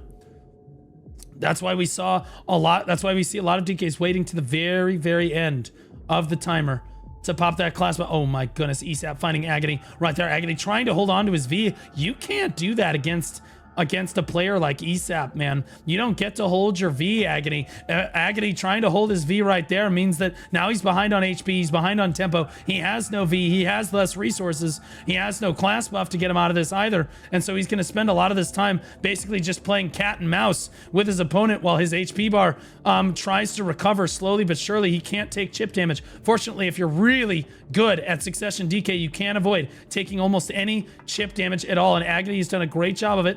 so far since making his last mistake. He is one mistake away from losing this tournament. ESAP has him on the ropes. Slanted balance catches him from afar. Clean combo enforcement into airstrike for that air attack damage onto airstrike right there, forcing the V out of ESAP. And now both of them are in a bad situation. ESAP actually lower HP now without a V as well. No class buff coming up for either of them just yet. They're both taking a breather. You're wondering, why are they staring off against each other? Stamina, my child. Stamina. Both of them desperately just coming up for air, taking a breath off their inhaler, trying to get their breath, catch their breath back so that they can engage again and put pressure on their opponents. But right now, Agony really far up in overall tempo, but now health bars standardized at the 1 minute mark. 50% is the highest that your HP bar can get to. So at this point, if you take a bad trade, it's going to be bad news bears. 48 seconds left on the clock. Is this one going to come down to HP as well? Wheel of Fortune comes down, trades some damage onto ESAP, but not without taking damage on his own. Right there, Twilight Comet comes down, ESAP's on the ground, dies to enforcement, 1-1. Agony. Dude. This fucker's a gamer. Holy shit. Agony. Representing family here. Don Skeptic told me behind closed doors that if ESAP loses, that Don Skeptic would console him by folding family like a lawn chair and then sucking his toes all night, because that's what family does for each other when they're depressed. ESAP cannot afford to lose this, or he's gonna get his toes sucked by Donald Skeptic himself. ESAP coming in, airstrike combo happening right there, but again, playing a little bit safe here. Oh my goodness, goes for the linger on the Nocturne. His opponent comes in on him, but oh my goodness, look how crazy you can move in the flowers right there. Beautiful job with the Phantasmal Snare. You love to see Phantasmal Snare being used. You see the Dark Knights moving back and forth trying to juke there. There it is right there. Again, he's trying to juke their opponent. He caught Agony with it that time. That's exactly what I'm talking about right there. ESAP gets a quick V out of Agony. Whoever loses this is knocked out of the tournament. It is 1-1. Agony down a V. But we saw this in his last round as well. Can he pull it back? He needs to avoid all damage for about the next. Now, honestly, he's going to get a quick trade onto ESAP right here. His HP is going to be capped at 80%. Okay, so now you see Agony just trying to play cat and mouse once again. Phantasmal Snare coming down for ESAP. Moves to his right there. Then Phantasmal Snare coming down for Agony. And again, look at the HP bars. They're standardizing. Now, the only difference between them is that ESAP has V and his opponent does not. Neither one of them using class buff quite yet, but they should have it off cooldown right now. 1 minute, 37 seconds left on the clock. ESAP fighting for his tournament hopes right now. Are all three favorites going to be knocked out of the tournament in the first or second round? Is actually unbelievable for DK. Would be the upset of all of the tournaments in Black Desert so far, or all the best in class tournaments that we have seen so far. This is the craziest one right there. Phantasmal Snare going down, but ESAP counters with airstrike. Fortunately, that is protected the entire time. Then trades into Wheel of Fortune Lunacy. Uses Nocturne to keep himself protected. Moves back again. Agony. Both of them capping at 50% HP. Neither one of them trading a single piece of damage onto the other. Wheel of Fortune. Airstrike across the arena. ESAP takes a bad trade. He's behind on HP now. That's not good. 50 seconds left on the clock. We still don't see a class buff coming out. Phantasmal Snare trying to catch his opponent with that stun. Not going to find it though. Looking for Twilight Comma. Not going to get that either. There's the class buff coming out for both of them at the same time. Decide to class buff. 38 seconds left on the clock. It is all or nothing. 33 seconds to decide who potentially could go on to win the best in class DK tournament 2025. ESAP at 1%. Forced to V. Agony at 5%. Both of them unbelievably low. Agony goes in. One trade will do it. Can ESAP find the damage? Agony. Twilight through. ESAP chokes. He's out. He's dog shit. Worst Dark Knight in the tournament. Minus death script. Agony. Absolute gamer. Holy shit. Family is dog shit. Oh my god. Family are dogs. Oh my god. Holy shit. I'm gonna take Don Skeptic for a walk later. He's gonna woof. Oh my god. All three tournament favorites knocked out by the second round. Unbelievable. I wonder if HP bar in the lower bracket is out. Oh my God. That came so far down to the wire, I almost had an aneurysm. That was so close, guys. They're both sitting at 5%, no V, class buff running. You guys got to understand, in a situation like that, the class buff, everybody knows when you play DK, if you class buff, that's your kill switch. Okay, you do a crazy amount of damage. So if you're both sitting at 5% like that, the next skill to even hit your opponent wins. But you both also have a lot of iframes. So you're quite literally dancing on a knife's edge between victory and defeat. And ESAP teetered over the line and lost. Unbelievable. I wonder how much better you'd shout if you were paid. Oh, I would be doing this regardless. Honestly, one could take the perspective that they were like, why would we pay Blue to shoutcast the tournament when he's going to do it anyway?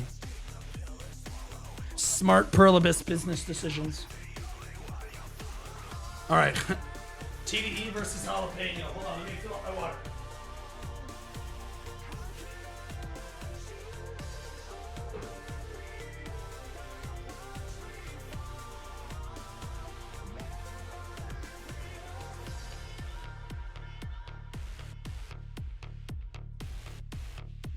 I only got it half full because the match is starting. All right. TDE versus Jalapeno. Turbo diesel injected versus Jalapeno here. We'll see if they're able to make it happen. Both of them in succession again. One Awakening DK left in the upper bracket now. Actually, I'm sorry, Magic got knocked out. Yeah, but there's still only one Awakening DK left. All right. Both of them squaring off with each other, and honestly, this is a lot more aggressive than we saw in our last match early on. Normally, you don't see Suck DKs going this hard in the first 30 seconds because it's a stamina diff. If you go too hard, you put your foot too hard on the gas pedal, you do have to end up backing off. You can only do short bursts of aggression, followed by, oh, yep, there it is. Jalapeno getting caught right there. Pretty solid combo. The enforcement would have caught him again. TDE jumping, he's so excited there. Looking for Jalapeno, looks for the slanted balance, but you can't see someone right out of V anymore. W change right there. Don't often see that, but hey, it is what it is. Wheel of Fortune coming down, not going to catch TDE though, off guard that time. Airstrike going to come down as well, and again, a lot of the engage tools have been used here. Oh my gosh, gets this. Did he get him with a stun? I didn't see Phantasmal Snare go down. Either way, gets the V out of his opponent. Now we got the class buff coming down from Jalapeno. He thinks he's got the advantage now. Both Vs have been used. That class buff has been blown very, very early. And I'll be honest with you, as long as TDE plays a little bit safe here, he should be fine. But if he keeps trying to trade like this, he might lose out on the damage. But he's seeming like he feels pretty confident. But it's only going to take one or two skills to kill him with that class buff running on the side of Jalapeno here. Maybe he just doesn't realize that it's happening. Phantasmal Snare going down. There you go. TDE has now realized he's backed off right now, and it's Jalapeno that has now wasted his class buff. And now he's going to have to, now there's the class buff. The return class buff from TDE. Now TDE is class buffed and Jalapeno is not, which means TDE should be trading down, and Jalapeno is much, much lower on HP than their opponent dares the CC, and TDE makes short work of him. Much better budgeted resources right there. TDE putting on a clinic in this tournament so far, doing great.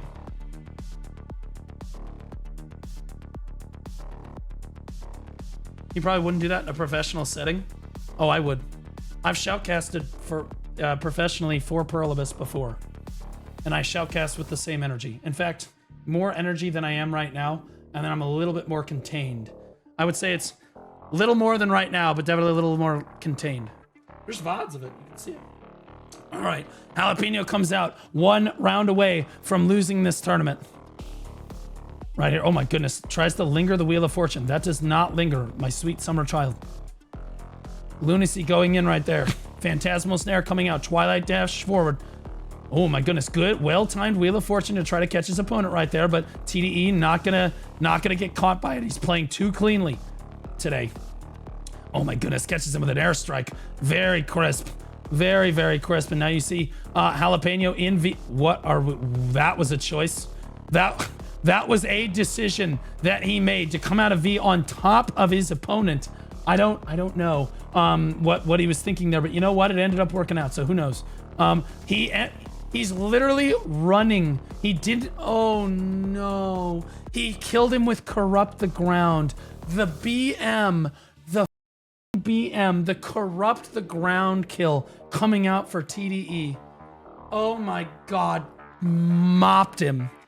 Absolutely mopped. With an unprotected CC, Corrupt the Ground isn't even a CC in PvP. It's literally just an HP regen skill. It's an RP skill that we used in PvE to get our health back sometimes. That was TDE. I'll be honest with you, that guy's a goat, bro. Yeah, so what happened there, guys? Jalapeno thought he had Smoky Haze off cooldown. For those of you that don't know, that's your W shift, your forward dash.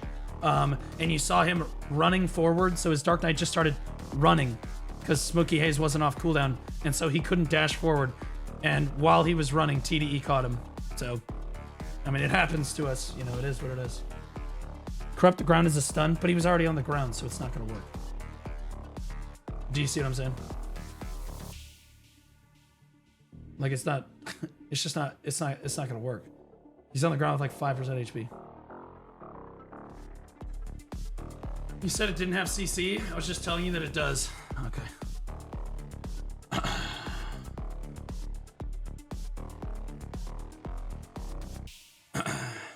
There's always got to be some in my chat that's got to be like, actually, I'm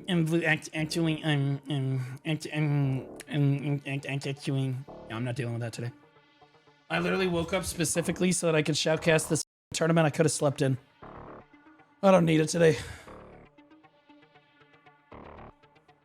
Anyway, he's done. Honestly, I'll probably, if he says anything for the rest of the day, I'm timing him out for 7 days. I don't need any actually shit today. Don't you say that shoutcasters need to know the game? I do know the game! I make one mistake that doesn't even matter. I misspeak. I say that it doesn't have CC. What I should have said is that the CC doesn't matter because he's at 5% health and he's already CC capped, right? So it's not going to CC him because he's already CC capped and he's laying on the ground. Oh. I gotta be honest, you have seen yourself, dude. You ugly as... Who is this guy? Who is this guy? It's an alt? Oh, this guy's an alt. This guy's back. Yeah, this guy looks legit. Guys, look at this guy's profile picture. This guy's definitely... Yeah, that's crazy work. Hello, do you know why we can't queue up for AOS? Oh yeah, so this guy just hates me. He's not an alt, he just hates my ass. He just hates me. Yeah, nobody cares about you. Even your mother thinks you're a disappointment. Look at your profile picture. Bro, look at your profile picture. You say I'm ugly as but then you be looking like... But then you be looking like this.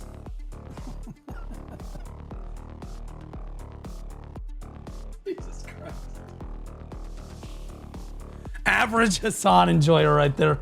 That's crazy work. I look so cool if I look down at the ground with my shirt off and I've got this chain around my neck. I look so cool. God, women will think I'm so badass then. Then I'll get some pussy. His mother thinks he's gay too. His mother knows he's gay.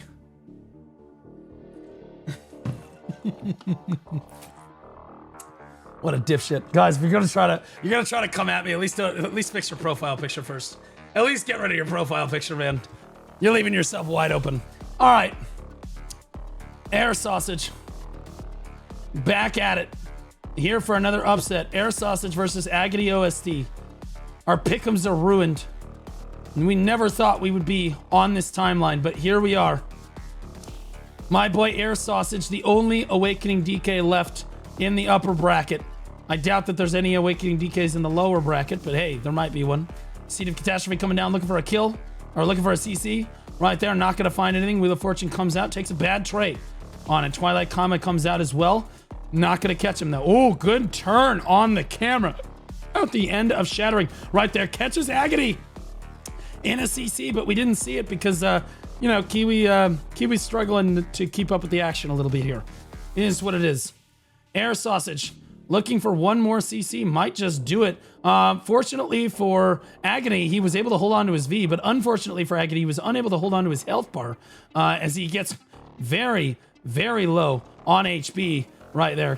Twilight Comma coming in right there, not going to find anything. And again, Agony running behind on HP into an Awakening DK as the arena closes in is not a good thing for him. He's just going to get pelted down from range, which is exactly what you're seeing happening right now. Suck DK really struggles to prevent Awakening from poking them at range. Your frontal guard, yes, you have a block, but your frontal guard is basically worthless. The Awakening DK can pop that in like 2 skills at the end of the day. And it looks like Agony is probably also running low on stamina by the amount that he's playing back. At this moment, he's just constantly trying to avoid stand-in block. That's usually a sign the Suck DK is out of gas at the moment. 1 minute left on the clock, and now HP bars have relatively normalized. But again, you see Air Sausage just turning on the gas pedal here because he knows he doesn't have stamina issues. His stamina bar is looking good. He's had great management the whole time, but he gets caught out of Shattering.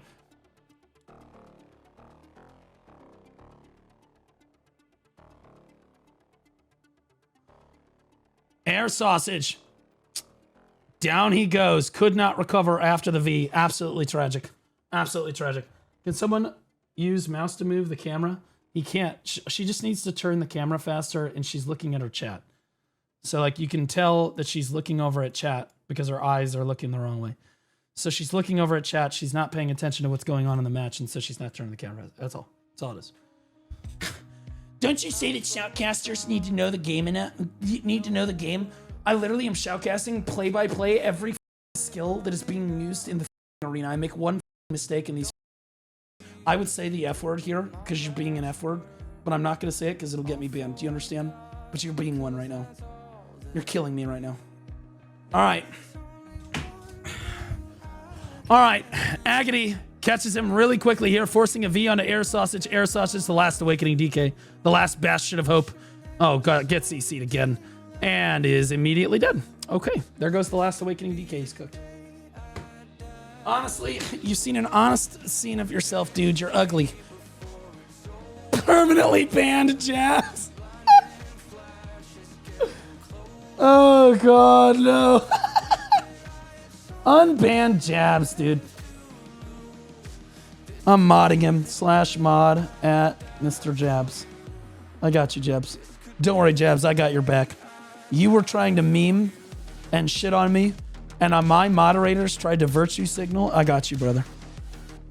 I got you, brother. I don't have time for you right now. All right. TDE versus Agony. The moment we've been waiting for.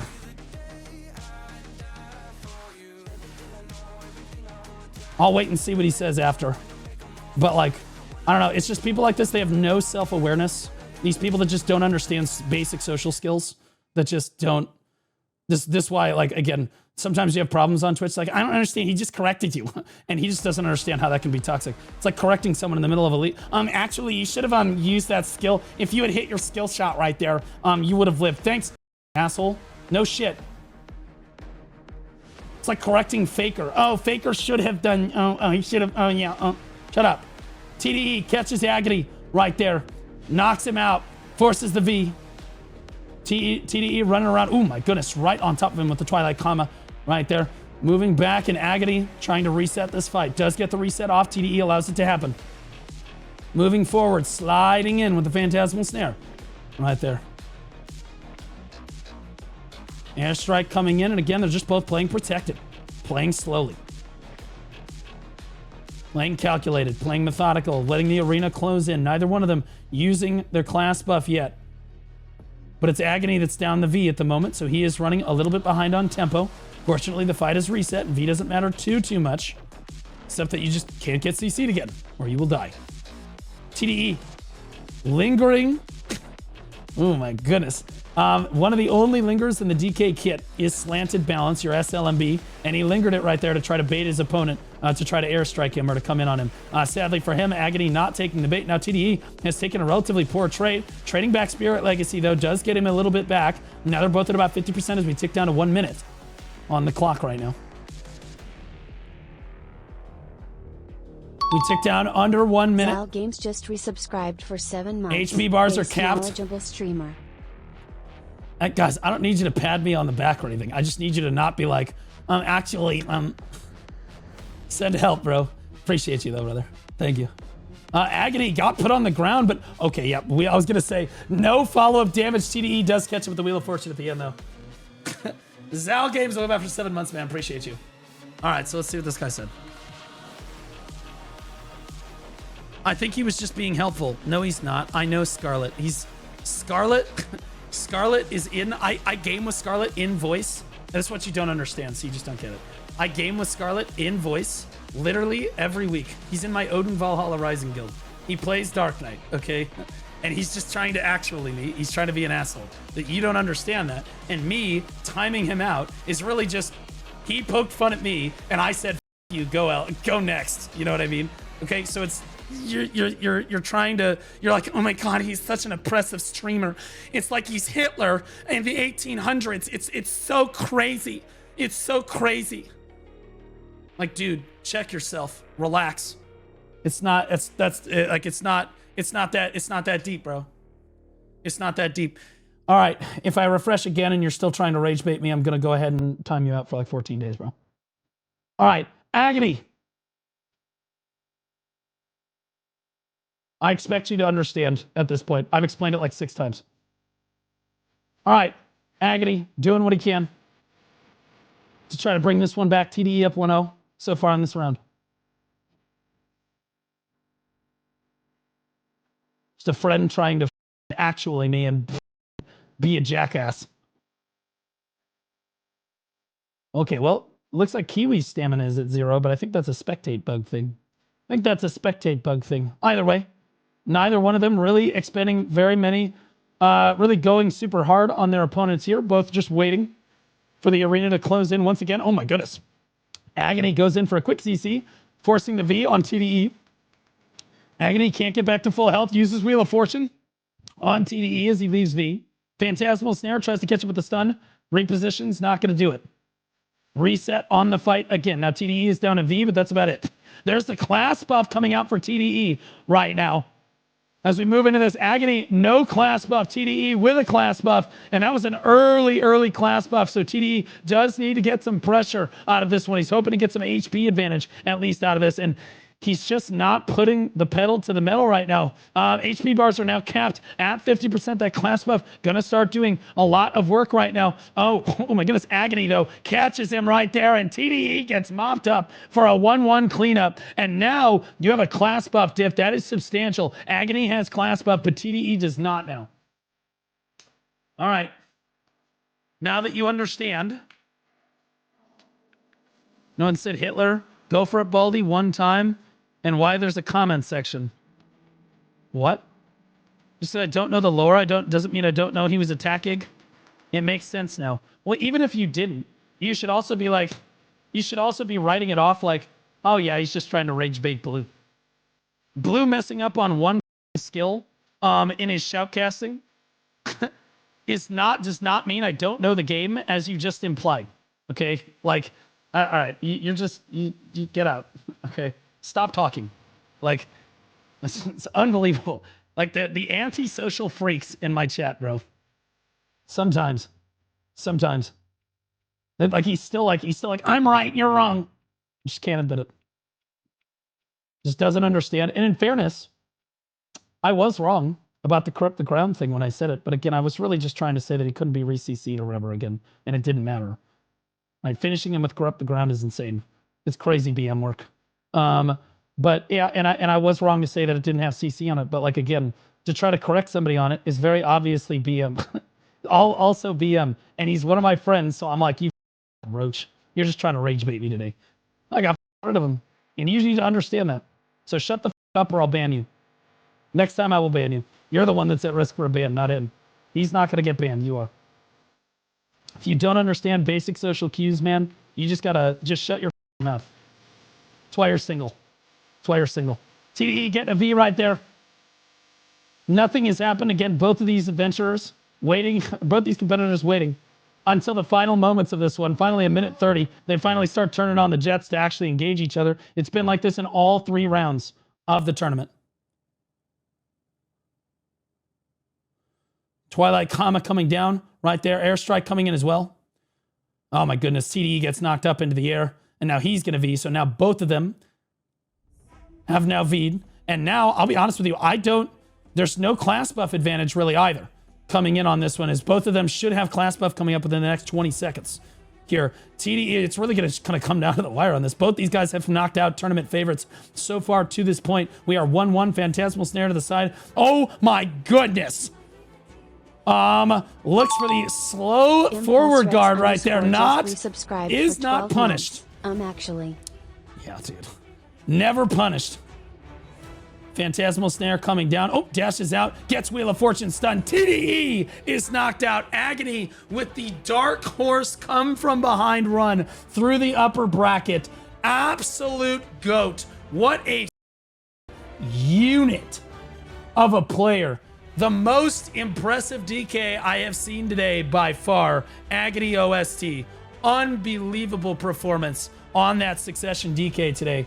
Holy moly. Is that Throne Liberty? Yeah, the Throne theme kind of goes hard. Pulse Rack 6 for the 12 months. Actually, yeah, again, like, here's the deal. Streamers get actually constantly. It drives all of us insane. I see Baus FFS do this. It drives everybody. It drives Tyler one up a wall. It drives Tyler one up a wall. It drives all the other BDO streamers up a wall too. Like, you're doing your best to try to put on this thing, and you're trying to cook, right? And there's always got to be someone in chat that's got to be like, actually. And this time, it was Scarlet. And I know Scarlet. And I'm like, because when it's your friend does it to you, it's even worse, right? I'm like, all right, shut the up. Nobody loves you, right? Like, get the out of my chat, right? He's just trying to rage bait me successfully.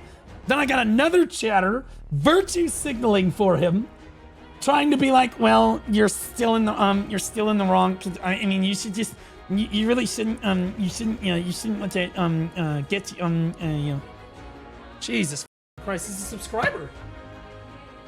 Like, you'd think that the subscriber would know better. Like, put yourself in my shoes. Let's see you get up here and shoutcast in front of hundreds of people and see them, actually you, dipshit. You get up here and do it. Come on. Go live right now. I'll even spectate you doing it. We'll see if I can find anything wrong with your shoutcasting. Did you fight in the tourney? No, because I wanted to shoutcast it. I'm not the best Dark Knight. I never pretend to be the best Dark Knight. These people would mock me. You kidding me? I might have made it through the first round, depending on who I went up against. Right? Second round would have been harder, but if I had an easy run through the second round, I probably am knocked out in the second round. Maybe I get to the third round, but I'm definitely out by this point. No questions. No questions. I'm definitely out by this point. Because I'm playing Awakening DK, right? It's rough. And you saw all of the Awakening DKs, the best Awakening DK we saw today, and he was better than me, got knocked out in round 3. So, like, it is what it is, you know? Celeste got knocked out early. Wow. That other DK must be good. Okay, see, that's rage bait. That's rage bait right there. That guy hates Celeste. Guarantee he's trying to get me to go in right there. Celeste, I think you're one of the best DKs I've ever seen. Don't worry about it. I love you. You're great. See, again, there's so much rage bait in chat. And I didn't ban anybody, to be clear. Nobody got banned. I did time people out, though, and I think that that's fair. If somebody is rage baiting, like Scarlet was, clearly rage baiting, and then the other guy, who also clearly rage baiting, of course you're going to get timed out because you're trying to tilt me. What the f, bro? Yo, Le Fonda on Corsair. Wait, that's not Corsair. Wait, which bracket is this? Wait, what the f? What bracket is this?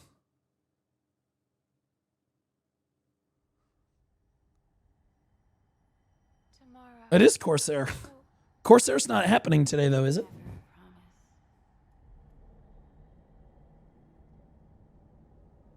Oh, it is happening today. Go, Le Fonda! Let's go, Le Fonda! I'd love to see Le Fonda go. I don't know who's covering it, but let's see, that's bottom half Corsair bracket. All right, so the bottom of the bracket is done. Oh my gosh, HP bar got knocked out by Umbras. So we have two relatively no-name AD carries battling to be the best AD carry in North America. That's really cool. Making a name for themselves, bro. Standing on business. Umbras, Agony OST, baby. Do people randomly walk up to you and ask to pet your bald head? No, because people in real life are less weird. Still weird, but less weird. All right, so is Kiwi... I hate this sportsmanship that we're seeing from players. Whatever happened to people saying gamer words when they lose? You know what I mean? Or when they win? What is this? All right. Boys, Zaki Skip, considered by many to be one of the best archers in North America.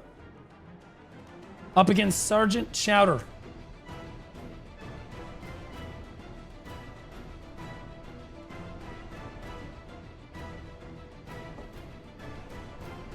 Wild match, please. Hold. Autocorrect. It's okay. Wiki DK definitely strongest class. True. Needs to be nerfed. All right. So, guys, it's important to understand that we might not actually see the archer die here. Mainly because Kiwi is and can't turn the camera. Thank you, Kiwi. There we go. Kiwi, turn face the thank you. All right. Sergeant Chowder is on the ground. Zaki slipped full comboing him, and Chowder not going for the V right there. Archer versus Archer matchup is extremely volatile. There's a lot of damage, a lot of burst. Kiwi, please aim. Kiwi, the camera. Kiwi. Dude. Please aim the camera. Jesus. Okay, Zaki Skip. Is jumping around, does manage to find the V on his opponent. Zaki honestly making short work of Sergeant Chowder right now. We are literally only watching. The camera has not turned a single time. This is a wild POV.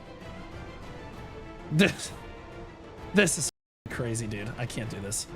And she's literally not even moving the camera, dude. I'm sorry, but like this is just ridiculous. Holy. Twitch is bugged. I gotta find another POV, guys. I can't shoutcast like this. This is ridiculous. He's not streaming it. Okay, so Zappy. Okay, Armin's got me. I think he was away for a pee-pee break before. He's back now, though. It's a good-looking gazebo.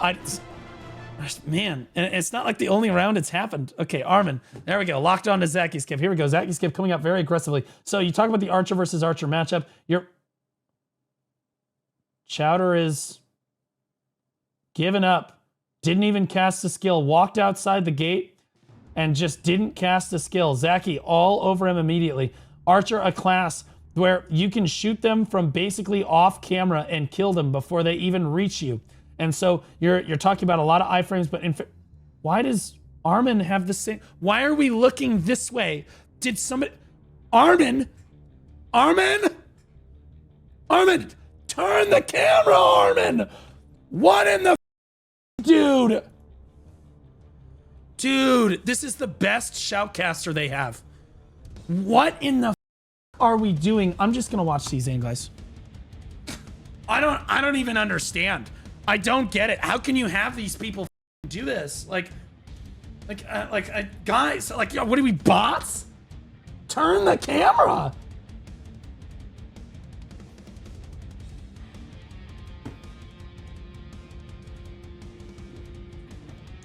I expect more from Armin. Armin does take this stuff seriously, but damn, bro. Shit, bro. Tell him in chat. Okay.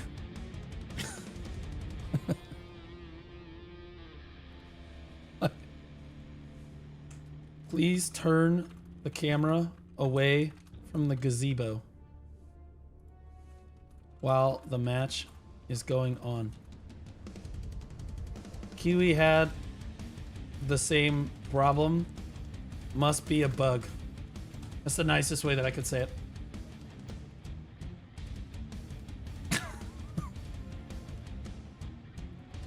That's the nicest way I could say it. Point the camera in the right direction.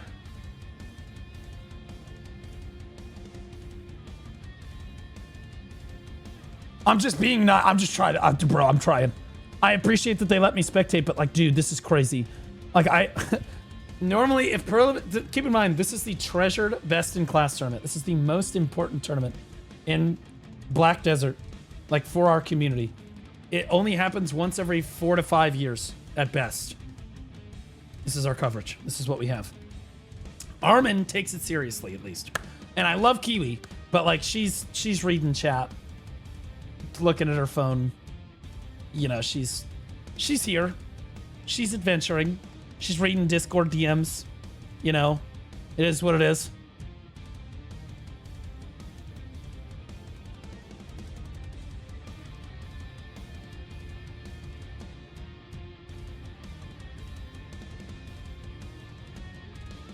Only people with hair are allowed to rage bait. I'm not rage baiting. I'm just being honest, dude. I'm not the only one I'm like, bro, but Kiwi just did the same thing. All right, here we go.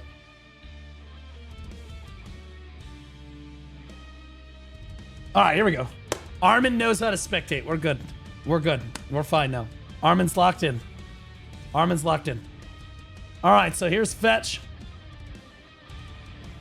This is Fetch 65 versus Grovey Bear for the Archer tournament. This is Digi right here. And honestly, you can't just outgear your opponent, which is normally what Archers do. They say, good fight, and they one-shot you from across the arena. And you can see how much damage you can take even on the way in with Archer. Fortunately for this class, almost every single skill that you see them using is completely protected all the time, and they have absolutely no issues. I cap. But like... Basically, almost all of Archer's movement is full super armor, or just fully protected in some way. Now, the problem with this matchup at a 1v1 is that you do need to get in close to DPS your opponent here. And so Fetch gets caught right there, getting flipped around, does decide to V, probably just to say it can serve as HP bar. I don't think he was necessarily going to die there, but he does want to stay full on HP because this matchup can be very difficult if you get behind an HP, a lot like Awakening DK. If you get behind an HP on an Archer, it's extremely difficult to catch back up because there is so much range to pressure you. It's very difficult to kite around. Now, you do have the gazebos. You can use the terrain to your advantage, but Fetch, sadly, is just, there's no way. What in the was that? Grovey Bear walked up to him, just held W, no shift, raw dogged the W, walked up, didn't know what buttons to press, completely the combo up. Fetch gets back up, kites away, CCs him from across the arena. Are these bots? Am I watching, like, what? No way. I just saw that happen right there. Grovey, the advisor of Omniscient, a renowned PvP guild, just lost a lot of street cred, not gonna lie. Fetch now in commanding position now, because you can see now he's got HP advantage, and look how much HP advantage actually matters in this matchup. You just can't trade onto your opponent when they've got HP advantage like this, because they're poking down each other's frontal guards. And honestly, well, Fetch honestly must have lost his frontal guard here because he's just taking damage through these skills, but he is trading DPS back onto his opponent. Fetch gets caught again because somehow he's a bigger bot than his opponent. Did I see that? There's no way. My eyes have to be deceiving me. Like, he ran up to that guy, right? And then stood there for a second and then decided to start casting skills. I expect that out of like new players. This guy is the advisor to Omniscient.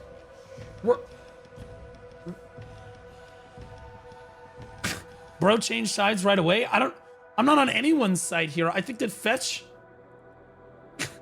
just look at, they're shooting at each other from across the arena right now. It's crazy.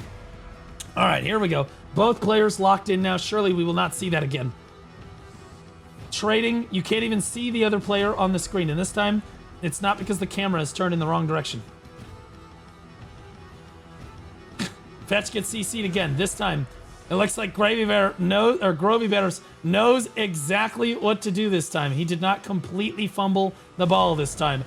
And now Fetch kiting around the gazebo, using that line of sight to keep his opponent from poking him.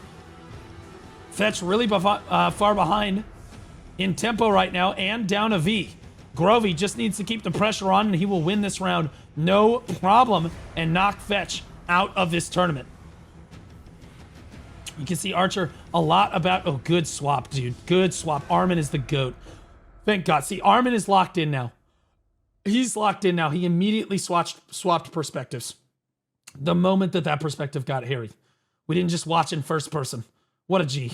What a G. Okay, the arena's closing in now, which makes it much more difficult for Archer to actually fight each other. You see, they're still trying to use max range of the arena to trade with each other, and they are trading, in fairness, but Grovy Bear is trading a lot better than Fetch. Fetch clearly at a disadvantage right now, and Grovy is going to take it home. Digi is having a rough time in the Best in Class tournament this year. I have not seen a digital member other than the Musa tournament, because he was abusing Succession Musa, make it through really like the second round, bro. Like, Digi's struggling out here. Digi's struggling out here. These crazy people are coming in, just knocking them out. For those of you that don't know, Digital is our strongest guild in North America. Gear carried members, they're not gear carried. Maybe a little, but like, everybody's gear carried a little, right? But like, Digi's got phenomenal players in it. I am stunned that they aren't making it further in the tournament, you know? Like, Digi, basically, okay, not every Digi member, but most Digi members are like top tier of their class, or considered to be absolutely incredible at their class. Beautiful. Absolutely beautiful. But like, again, they're getting unlucky, bro. I'm trolling them, but like, they're getting kind of unlucky. They're kind of getting knocked out. Okay, so here's C-Zane. C-Zane versus Sam Chan. C-Zane's character name is Torty Jr. He learned from Torty, one of the best archers to play the game. I don't know if Torty's in this tournament. But Sam Chan from Rebel Moon. C-Zane here to make a name for himself. A lot of people love Charlie. A lot of people love Charlie. His brother was a content creator. C-Zane is a better content creator. And he's made it very far as a BDO partner. Started as a boy, is now a young man as a streamer. Trying to make a name for himself as a solid PvPer and not just an archer abuser here. A lot of people write him off because he's like, oh, he's super geared playing archer. How could he not get kills? Or Archer just gets lots of kills at Node War, but I swear to God, C-Zane is actually good at the game, and he's going to show us all right here exactly why. Gets an immediate trade down on a Sam Chan. Let's see it, C-Zane. I got you, but I'm in your corner on this one, bro. Sam Chan, good luck, buddy. C-Zane gonna blast that guy. Oh my God, the trading right now coming out from Z-Zane. This guy has scrimmed. He is not taking a single point of damage. Look at this. This is gear matched Archer v Archer right now. And C-Zane is gapping. Sam, he didn't even V. He didn't even get hit. Made short work of him. God damn. Low key want to see C-Zane lose. And chat doesn't believe me that all of these people have so much rage bait. There's so much rage bait in all chats. I have rage bait. C-Zane's got rage bait. Even a nicer guy like C-Zane got rage bait. That's crazy. That's crazy work. All right. C-Zane has still not taken a single point of damage in this match. Okay. Oh, nope. Still, it's Sam now. We're on Sam's perspective, and he is just taking it. It's like the 1800s out here. He's being oppressed. He's just skill after skill after skill, and he's fighting a Terminator. He just can't find any damage. C-Zane delicately weaving every iframe and frontal guard together to make sure he takes no damage. The entire first match, C-Zane just gaps that guy. Holy moly. took 0 damage in an Archer v Archer. Guys, how impressive that is on the highest range class in the entire game, except for maybe Deadeye. Unbelievable. Absolutely unbelievable. Give me a bow nerf for real. Yeah, I'm kind of bricked. Beautiful. Beautiful. That's exactly what we want to see. No choke from C-Zane today. I think that streamers, aside from maybe Choice, are immune from choking in the BDO category because we all stream every day and we have chat constantly shitting down our throats. So we're used to that pressure. We're used to that. We're used to that crushing pressure to perform like that. I say Choice is great, but Choice gets second at every tournament. Choice gets second at every tournament because he always chokes at the very last minute. And I've always wanted to, I want to see him win, bro. I do want to see him win. Do people have a chat prediction for the next matches, please? Hey, do I have any mods in chat that can open the brackets and do predictions? All right, we have Serpent Soap versus Kuchuros. Serpent Soap versus Kuchuros. Choice is washed since he hooked up with Gina. That's not true. Choice is still as good as ever as he is at the game. He's a super nice guy. He makes great content for our category. You might disagree with who he spends his personal time with, but you know what? You can't doubt the guy's skill in PvP, and his content is really good. All right. All right, they're both ready to go. I don't know if we have mods that are willing to... I love how I go, hey, do I have any mods in chat? And Ray just shuts the fuck up. Ray just doesn't say a word. He's like, yeah, I'm not doing any of that. I'm not doing any of that. If I have anybody that wants to do that, I'll mod you right now so that you can if you'll run predictions, I'll mod you right now. You just / prediction, type it in and hit go. X over on kick over there. Will I get paid? You will not. You will not. All right. Kuchuros taking a lot of damage on the initial trade here. Sergeant Soap DPSing. Nice job, Jabs. Perfectly done, buddy. Oh my goodness. Sergeant Soap on the ground right now. Kuchuros. Holy damage. No V. Do archers not know how to press the V button? Okay. Well, Kuchuros just turns around. Sergeant Soap can't find the buttons on his keyboard. And I want to say that archers are never beating the allegations that these people are actually just dog shit at the game and only abuse the fact that they fire from range like they've never had sex in their life. Is that a woman? That archer is a woman. That's she, her, guys. She, her. Sergeant Soap is she, her. That's crazy. That's the most insane bulge on a woman I've ever seen in my entire life. Either way, Kuchuros moving forward right now, up 1-0 in this matchup.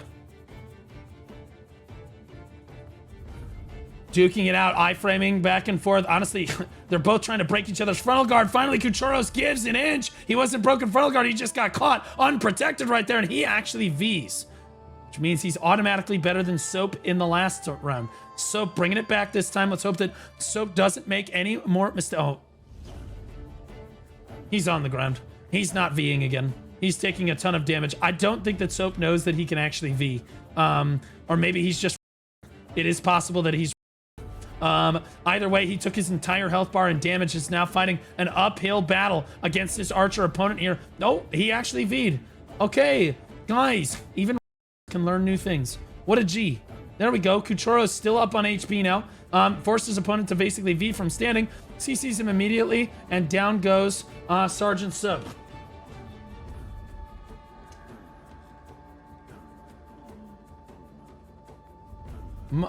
Jabs, you just type / prediction and then hit enter. Okay, and then you click start prediction and then you just type the two names in. This is not hard. And then you just say who wins, and then you type the two names in. It's really not hard. And then you can even have the bracket up on the other screen like this. That way you can just, it doesn't even interrupt your spectate. You have this over here. Now we're going to see Zaki Slip versus Grovy Bear, I think. Yeah.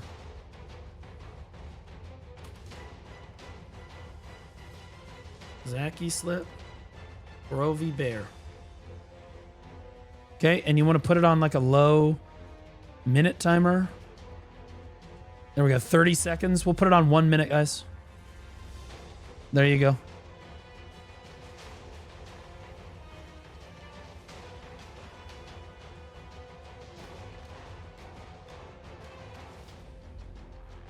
Sergeant Soap has definitely dropped it before. Maybe he likes dropping the soap. Maybe that's why his name is Sergeant Soap. At least he V'd in the second round. And honestly, I think he did really well because he did get a CC off on his opponent. Zachy Slip versus Grovy Bear. Make sure you get your predictions in, boys. You have less than 30 seconds before the match begins. It's a best of 3, remember. So you have to wait to hand out the points until the end of the best of 3. Lazy Twitch mods, so true, Exa. Wasn't the tournament supposed to have like a higher profile? I barely remembered about it. That you're telling me, brother. The only person hyping this tournament up is Armin. All right. There we go. Gates up and away we go. Grovy. Great performance in the first match here. But now he's up against Zachy Slip, who's one of the favorites to potentially win the tournament here. Grovy looking pretty solid out the gate here. And oh my goodness, gets a solid CC down on Zachy right there. Super clean. But KR, very solid combo. Holy shit. Okay, that was a marked improvement over his performance against the Digi member in the previous match. The Digi member was so forgettable, we don't even remember his name. But like, he CC'd that guy, walked up to him, completely botched the combo. All is redeemed. Grovy looking a lot better now. Huge. Absolutely huge. Zach, oh goodness, catches Grovy. Grovy is re-CC. He is CC capped at the moment, but now he's getting down smashed into oblivion. Does manage to stand back up, holds the V. Interesting choice because he's just down on HP. I think that you V that just to save your HP. Now he's just going to lose HP on trade right now. Never mind. He's just better than Zachy is. What are we even talking about? Zachy scrambles back to his feet, cutting away at 5%. Can't take one more hit in the edge of the zone. That's not an opportune moment for Zachy to have to move into the zone right there. And all it's going to take is Grovy getting one skill through onto Zachy. And that will be the end of Zachy Slip. But Zachy somehow managing to stay alive against Grovy. Grovy looking like he has the upper hand. This is a roller coaster of an archer match right now. Grovy kind to the best of his ability. Now both archers at the same percent HP. I don't know how Zachy did it, but he's turned it right back around on this. And now Grovy in a lot of trouble to try to put pressure down on Zach as Zach slides in on him. From the other side of the arena continues to close in right now, and HP bars are about to be capped at 50% for what that's worth, but either player cannot seem to get above about 30% on their HP bar. Right now, Grovy finally taking some good trades on the end of this fight, but the next CC should win out on this one. Grovy still has his V available to him because he held it earlier. There goes the V right there. He cannot afford a single other mistake for the rest of the match. Zach just, that was the class buff on Archer. You just saw the animation for it right there. He class buffed. He's doing so much more damage. Grovy's gonna go down. Grovy class buffed, but it was too little too late. Zachy with a much better timed class buff coming in the clutch in that final round right there, or in the final moments of that round. But I think Grovy just showed everybody he can go toe to toe with this guy, bro. Zachy, he had Zachy on the ropes. That was a very back and forth match right there. Yeah, Grovy class buffed and then immediately died, so he didn't get any value out of the class buff that he just used right there. Fortunately for Grovy, both class buffs should come up towards the end of this round. About 2 minutes, about 1 minute left on the match, guys. You'll see the class buffs come off cooldown here, so you should be expecting them to use it in the final minute of this match if it gets that long. Zach firing from under the gazebo. Archer, widely known for not having verticality as a class, can do anything but shoot uphill in a lot of cases. Very frustrating. Oh, Zach gets the stiffen, doesn't get the follow-up CC though. Grovy slips away unscathed from that last engagement right there. Zachy kiting around the backside of it. Grovy moving away from him, back to the wall. Over there, moves in, catches Zachy, does get the follow-up CC, very crisp right there, and Grovy gets the re-CC down again. Bro, down smashes on Archer are silly, bro. Absolutely silly. Although Zaki is up 1-0 here, he's down in tempo in this match here. He's down on HP. He's down a V at this moment. About a minute before class buffs come off cooldown now. Oh my goodness, catches him with a CC from afar. And now the zone is closing in. He's going to come out of V. Yep, really close to the edge of the zone right there. But fortunately, he can't be CC'd due to a recent change in V. God bless it. Both of them trading massive poke damage from range, trading into each other's frontal guards and iframes, trying to make something happen, trying to get the upper hand in overall HP. And it looks like Zaki is getting the upper hand on Grovey right now. Grovey now suddenly has the upper hand on V, but is losing in the trades in this Archer. But honestly, all he needs to do is CC Zaki one more time. He just needs a CC right here, and he can get himself back in this tournament. Zaki doing his best to basically play flawlessly into the backside of this match, just like we saw in the previous match. Class buffs are still not quite up yet, but they are ticking down. You know, their eyes are probably watching that cooldown timer. As time ticks down, HP bars are now capped at 50%, but not Zach is on the ground. No V. Grovey fumbles the combo again. It's Digi all over again. Can Zaki recover this situation? Or is Grovey gonna walk away with it anyway? No, Grovey gets CC'd. Grovey, huge fumble, not once, but 2 times. He fails to combo or do any damage to his opponent. He did the same thing in the Digi match. The nerves, I feel like, got to him, but I'll be honest with you, that Grovey honestly showed that guy is really good at Archer. That, like, no cap, for real. Like that, I was like, oh, he's dog shit, right? Because he didn't comment the one time. That guy is a unit at Archer. It's sad to see him go and get knocked out right there by Zaki, but I think that you saw Zaki was on the ropes for a lot of that. It was a really good match. Well, this guy is so ass. I thought he was good, man. I thought Grovey did a solid job there. Crying, sir. Try to wet it. No, this is just how my throat is. If I try to, even if I drink water, my throat just sounds the same anyway. My throat's just raspy. Whenever I'm shoutcasting, it just sounds like this. I don't know. I've gotten reports from people that say that they don't have a penis, that say that it's actually more attractive, but I don't know if that's necessarily true. Maybe it makes me sound more manly. Maybe it makes me sound like a bitch. I'd rather this than my throat be cracking all the time. Grovey his cheeks and he slept with my grandpa. That guy. That's probably his guild mate. That's probably Omni member right there. I thought that he looked really good. He's one of the better archers we've seen so far. All right, now C-Zane has a tall bar to maintain here. He did not take a single point of damage, guys, in the previous round. So if C-Zane somehow manages to get through round 2 of this tournament without taking any points of damage, he will be the first one in Black Desert history. Prediction is up, guys. Hey, great job, Jabs. Thank you. Maybe I should pay Jabs. Jabs, I'll send you another feet pic, brother. Appreciate you. All right. Kuchos versus C-Zane. C-Zane, a crowd favorite in this one. Certainly one of the best BDO partners that they have remaining. One of the most well-mannered, kind-hearted guys that I've met. Means well to everybody. But will shit talk you. It's talk shit, get hit situation. Around, find out. Kiting around right now. Kuchros, no slouch, as we saw in the first round of the tournament. And honestly, C-Zane has still not taken damage. Unbelievably. I have not seen that guy take a single point of damage so far here. He is still at 100%. Kuchros still taking a little bit of chip damage here and there, but also not taking a whole crazy amount of damage either right now. C-Zane throwing it out there, trying to exercise his skill on Archer. Oh, he took his health potion, had to work there. I saw it. His health potion did have to work there a little bit. He's still at full health though. Neither one of them really getting the upper hand here. Finally, C-Zane getting a little bit of damage down onto Kuchros. Kuchros down at half health.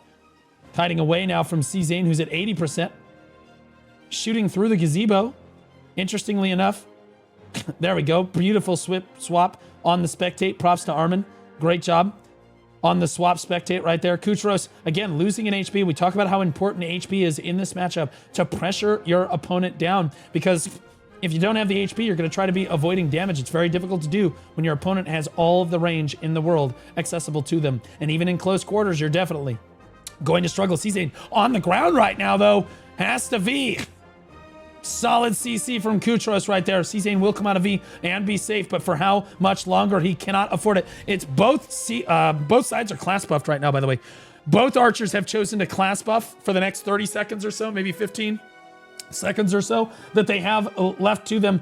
Finally finding some value in that class buff for, at least on Czane's part. Czane has actually normalized the health bars. Kutros gets caught, forces the V right there. Czane right back at it again with the white vans. 1 minute left on the clock. HP bars are stuck at 50%. The next CC will win. Alternatively, the next trade on damage will win. Whoever wins on the health trade, and Czane looks like he might be losing out, but Kutros is losing a lot of HP as well. Both of them in close quarters. This is not what you want to see, but it is a great test of who is the better archer. Kutros at 5%, Kutros at 1%. Czane comes out on top. God damn. Holy moly. I'll tell you what, when that arena closes in and you're playing archer, boys become men. Boys become men. And sometimes, in the case of archer, women become men because you can see the bulge. You're so close to their character. When you're far away, you can't see it, so you can still goon, but it's different when the arena closes in. That being said, we're gates up for round 2. Czane looking good in this one. Looked like he was gonna choke at the start of it. Looked like he was gonna choke at the start of the last round, but pulling it back, showing his expertise on ooh, he tries to hold on to the V, but I think this is a mistake. He's going to, oh my goodness, he stands back up. I'm not gonna, who am I to question the god that is Czane on this archer right here. Holds onto the V, so if he can stabilize his health bar early on in this match right here, that will be the smartest decision that he's made this round so far right here. But it is a risky endeavor because you end up so low on HP that your opponent just gets to free hit you forever. Fortunately for Czane, look at this guy iframe. Like, he's basically like Faker Zed. How do you hit this guy? It's just unbelievable. The HP bars are getting closer and closer to being standardized. Czane's mistake is all but erased at this point. And now Kutros is the one that is down in HP, or at least even now in HP, as Czane expertly weaves his way to somehow finding an advantage after losing, after getting CC'd early on. Ooh, he got stiffened right there, but I think he got stiffened. It was tough to tell. But either way, he steps out of it, doesn't get the follow-up on this one. We are below 2 minutes on the clock, so both sides are getting capped at 80%. They're basically breaking each other's frontal guards and trying to iframe right now as they move around. The arena closes in, and you start to see who truly becomes the better archer here. Kutros taking very bad trades into Czane's ranged pressure right there. Czane forcing a V on his opponent. Now he's up tremendous. He's up on V. He's got class buff running now too. It's Czane's class buff. Kutros now popping his class buff, realizing that he's behind on that tempo right there. Fortunately, he does get it off. Now both of them about around 50% HP as the arena is closing in to almost nothing here. We will see the archers basically not be able to create space on their opponents at all, which is such a fundamentally important part of the class. Czane finds Kutros. No V, no chance. Czane takes round 2. Will move on in the tournament. Man, 2-0. My boy is cooking. God damn. You see the GG, homie? How could you hate that guy? Still, there are people that don't like Czane. It is what it is. The amount of movement that Czane, like, all archers, they're all basically using the same skills for the most part to dodge and stuff, but Czane has a very unique way in which he decides to move and pressure his opponent, and you can see he consistently is out trading the other archers in this tournament so far without taking any damage himself, which is extremely impressive in a matchup that is almost exclusively ranged poke at each other. Very, very well done, because he's watching what skills his opponent's using, and he's trying to rotate which protections he's using to try to make sure that he doesn't take any damage, because he probably understands how important HP is in a matchup like this. It's very cool. Forgot I have Blue's YouTube and Twitch open. Oh, what a hero. What a crazy matchup that was. All right, now the next matchup is going to be Czane versus Zaki Slip. This is the feature presentation of the day for Archer. This is what all of the Archers want to see. Who wins? C-Zane versus Zaki Skip. I have seen people literally debate about this in Discord. I've heard debates about this. He said, she said, predict this, predict that. Get your pick'ems in now. Get your predictions in now. Because I'll be honest with you, this is it. These two Archers are favored to win the tournament. They're going to meet now in the upper bracket here. If C-Zane wins this match, he forever cements, concretes his foundation of being one of the best Archers in North America. So many people doubt C-Zane. So many people doubt his ability. This is his chance to show he can compete with the best of the best of the best. As long till death do us part. Interesting title to be using here. Sporting the Torty Jr. After his sensei title. Right here. Everything on the line for C-Zane. If he plays just like he did in the last two matches, I think that he will be just fine, because I think we saw Zaki make more mistakes so far than C-Zane has. Look at them both creating. You can barely even see each other. On the other side of the arena, Zaki tries to close the distance. C-Zane unable to punish as he turns back around. Both of them in close quarters. C-Zane uncharacteristically taking bad trade damage, but nothing to write home about at this moment. Should be able to pot himself back to full health. 30 seconds in, no CCs yet, no real big damage yet either. Both players just feeling it out, trying to figure out where their opponent's strengths and weaknesses are. Making sure they rotate those protections. C-Zane firing from under the gazebo. That will not protect you from a lot of Archer skills, because the AoE still hits you in a lot of cases. But maybe it won't be a direct hit, so maybe you get a little bit less damage. Zaki Skip now taking the back end of a trade. C-Zane gets CC'd. He's on the ground. He has to V immediately. He knows that respect V right there. You saw C-Zane hold his V in previous rounds. He Vs immediately for Zaki because he knows Zaki will kill him. Oh, he gets CC'd out of V. Zaki takes the first round, and just a little oopsie from C-Zane in that first match right there. He came out of V, drew his weapon, and immediately it was perfectly timed. Zaki, honestly, almost lucky timing on that CC right there, catching C-Zane out of that V, but can't afford to make that mistake against a player as good as Zaki Slip. He is just absolute ruthless is a great word for it, chat. Thank you. We'll see here. Gates up and away we go. Can C-Zane bring it back in round two? Tournament hopes and dreams are on the line in this one. He's come such a long way as a streamer, as a player, as a brother. To see him come to this tournament and absolutely has been absolutely awesome. C-Zane, ooh, gets a little stiff in there, unable to follow it up with a CC though. Zaki slips away, but C-Zane comes out with an HP lead early on in this one.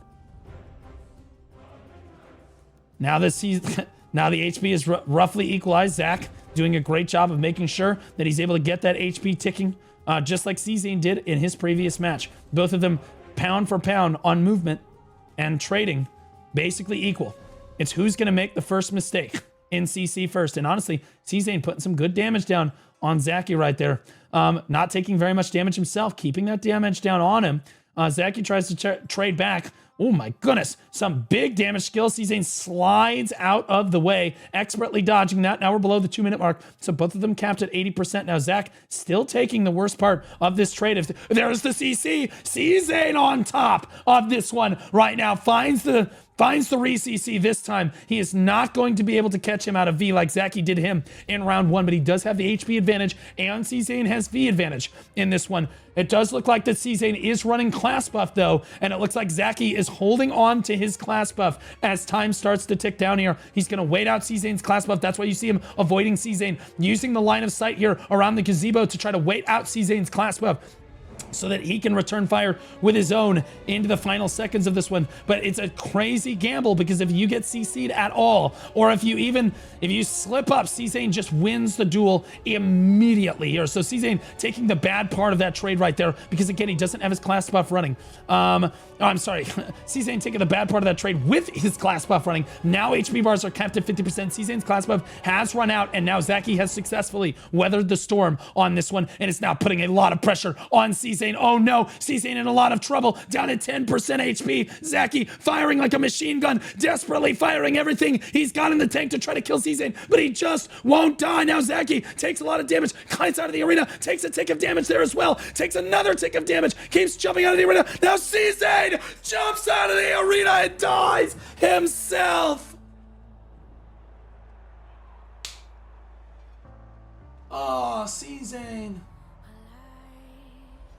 Oh, C-Zane. In fairness, it was not the arena that killed him, but it put him in a position where he had to move into the zone. And Zaki caught that mistake immediately and just immediately punished him. Oh. Eliminate, not die. He's dead. C-Zane is dead. He's never coming back, like Hamzy. He's dead like Hamzy. We expect to see a Shaky Bay video on it within the next few days. Anybody that knows that meme is a dank, dank OG. So it's going to be Zaki Slip versus Demon.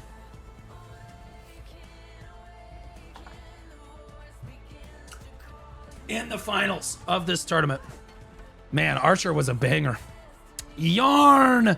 No, Yarn got knocked out. One of my favorite Archer from Vertex got knocked down in the semis.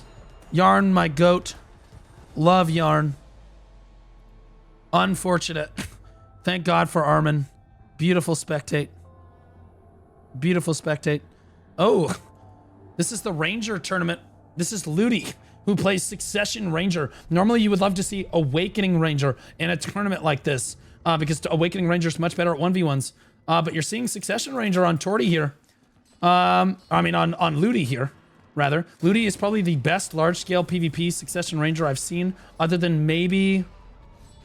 There are maybe two other people that can give him a run for his money, or beat him. One of them is in Cho, and I'm blanking on his name right now. Iframing back right now. Ludi lingering that iframe. Guys, notable difference. Like, this looks a lot like Archer. It is a lot like Archer, but with less range, but a little bit more burst damage on the shotgun and everything. Right here.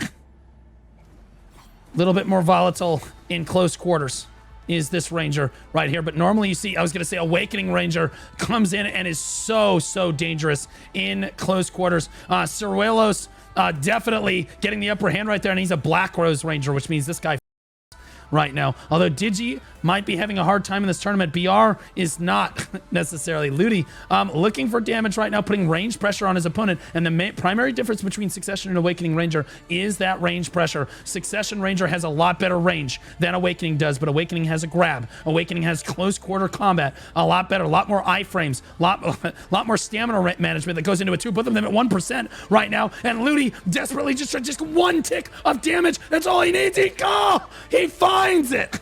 And Ludi, on a knife's edge, finds the win in that matchup. I want to be clear, Awakening Ranger should win 10 out of 10 times against Succession Ranger. Ludi, coming back, for him to win that, especially that late into the duel, or that late into the match, where you've got the ring closed in, you're in close quarters with an Awakening Ranger, you don't have many tools to keep him away from you. He finds the damage he needs. And now we're into the final round of this one. This is crazy. Ludi, Ciruelos, both of these guys, incredibly good at Ranger. You can see he's using line of sight right now so that the Succession Ranger cannot abuse that range. We talked about this. Like, this is the part of the match where Succession has a lot of space to move around. They've got a lot of space to work with. They can kite, they can move. But see, Ciruelos, and you can't blame him, kind of playing like a bitch, kiting around the gazebo like this, because and this is honestly more of a respect move for Ludi right here, because he knows if he goes to try to pressure Ludi right now, Ludi just kites away forever, and he's just going to take unnecessary damage and blow cooldowns potentially. So this, I know this looks uninteresting, but really this is an extremely tactful move from Ciruelos right here, making sure that, and Ludi, he knows Ludi can't come in on him here. You're like, well, why is Ludi not pursuing him? Well, for one, he can just ring around the rosy. Two, if Ludi tries to come in on him in close quarters, that gives Ciruelo the advantage. He's got a grab at close range. He's got more iframes to work with. He's got more self-peel in this Awakening Ranger kit here. Now we tick under 2 minutes. The arena starts to close in, and this is where we're going to see Sorellos start to turn on the gas. That's the class buff for both of them right now. They are both class buff, but Sorellos takes a terrible trade. I don't think he was expecting Ludi to class buff himself just as quickly as he did. He was ready for that gambit, and Sorellos is getting expertly kited right now. Ludi putting on a masterclass in this round right here, but he needs to keep it up. He finds the damage, finds the CC, forces the V on the Awakening Ranger with the arena this close. Unbelievable performance. Sorellos tries to get in close, misses the grab. Sorellos goes down. Ludi moves on. Unbelievable. Unbelievable. He let him have his game. Sorellos said, don't worry, the room will close in. I'll be fine. And I'll have the Succession Ranger right where I want him. Ludi ready for that strategy. Unbelievably well played. Holy moly. No flannels, QQ. Hey, man, that gives somebody else a chance to,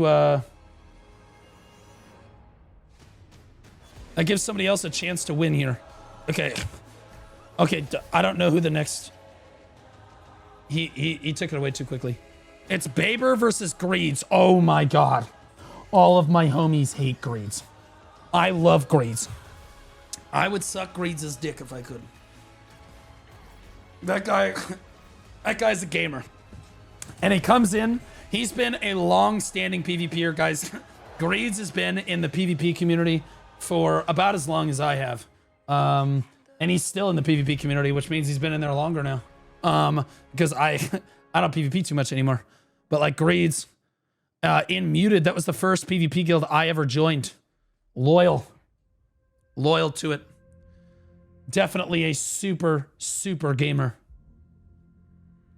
Or can I see the brackets? It's a pinned message above the channel. You got the brackets there. Alternatively, Sriu just resubscribed for 2 months. All right, Sreo, thanks so much for the 2 months, man. Appreciate you. Thanks so much, buddy. All right. Gates up, and away we go on this match. Havoc's Baber versus Muted's Greed. And again, we have a Succession Ranger against an Awakening Ranger. Look at him abusing the line of sight, like I said before. Don't want to get abused because Succession Ranger is so oppressive from range. Such solid kite, such solid poke. Not quite as long a poke as you're going to see on Archer, but much more consistent. And you can see the line of sight is broken by this gazebo, and he's just kiting back and forth. Greeds playing just like we saw the Black Rose member in the previous match, because this is the correct way to play this matchup. Greeds used his grab, I think, over there. Then he jumps in and he fakes it. He jumps in, he fakes it, he moves around and back. Subs, I'll try to thank you between rounds. All right, so we're not going to see much pressure here until the arena closes in here in a few seconds. Not much for Baber to do. HP ticks down. Here comes the darkness of the arena closing in. The moment that stops, we should see Greeds start to turn the gas pedal on his opponent here. There he goes. He's exposed. Now he's going to go in. There it is. Now it's the true test of Succession Ranger. Succession Ranger, can you keep yourself safe in close quarters? He cannot. Greeds finds him almost immediately this time. And again, that's why Ludi so impressive in that last one. Both class buffs are running right now, interestingly enough. From both players at this moment. So a almost repeat of what we saw in the Ludi match right there. Baber doing a solid job now of kiting. Now that his V is down, he can't afford to be CC'd again here, and it's such close quarters. There's the CC by Greeds. He should find it. There it is. Greeds takes it 1-0. All right, Sorrel, I got you. Noir, thanks for the Prime sub, buddy. Appreciate you. Thanks so much, man. Mill Seal, thanks for the biddies earlier. Valhalla Warrior, welcome back for 2 months, man. Appreciate you. Is your latest gear progression guide on YouTube still up to date? Yep. There's pinned comments and stuff too that kind of explain debates that we've had in the community since then, but the guide is still the best. And then you can look at the comment section as well to kind of see the, like, if there's any differential at all. Kaison just resubscribed for 6 months. Kaison, welcome back for 6 months. We get into this one again. Greed's actually choosing to try to engage Baber early this time, but then thinks better of it and backs off, says, okay, I don't want to get knocked out like that filthy Black Rose member did. Backs off, waiting on the other side. This is just smart play here. Oh, pops out to try to take a trade. Goes in on him. Baber not ready for it. Catches him off guard. Baber not going to have to V, though. Awakening Ranger a little low on the damage at this gear cap right here. But I think Greed's missed a little bit of his damage due to terrain there, in fairness to him. Baber holds on to his... You're joking. Okay. Baber holds on to his V, but then has to V anyway. You're joking right now, Zethian. We're capping. Okay. Holds on to his V, but then actually has to V anyway. Is too low on HP, and now Greeds is just going to have his way with this Succession Ranger. He cannot create the space he needs to. Greeds is going to take it 2-0.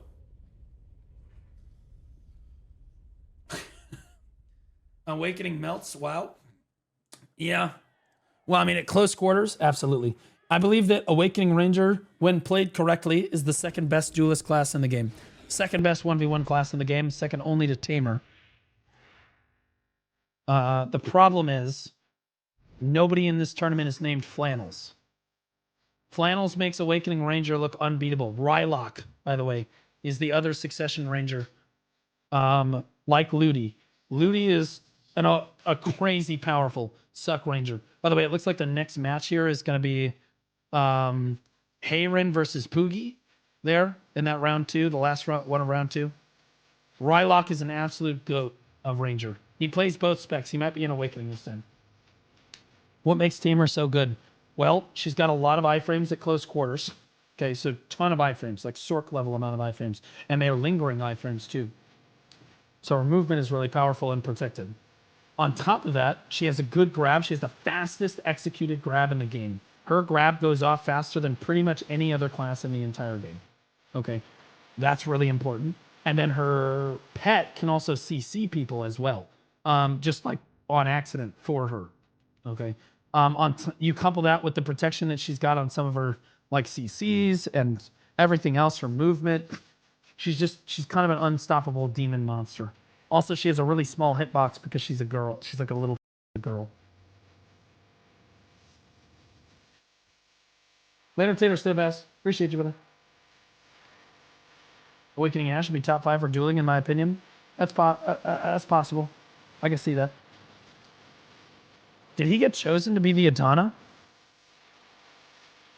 Or he is the Adana, I guess. All right, gates up and away we go. It looks like we have another Awakening. Oh, it looks like 2 Awakening Rangers. Wait a minute. No, that looks like Succession. Hayron looks like he's playing Succession. Poogie's playing Awakening.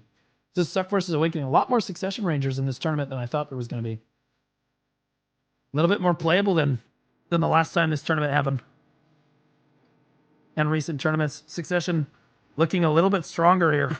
But Awakening definitely has the advantage if played properly. And you give him credit, Poogie. He's not hiding behind the line of sight.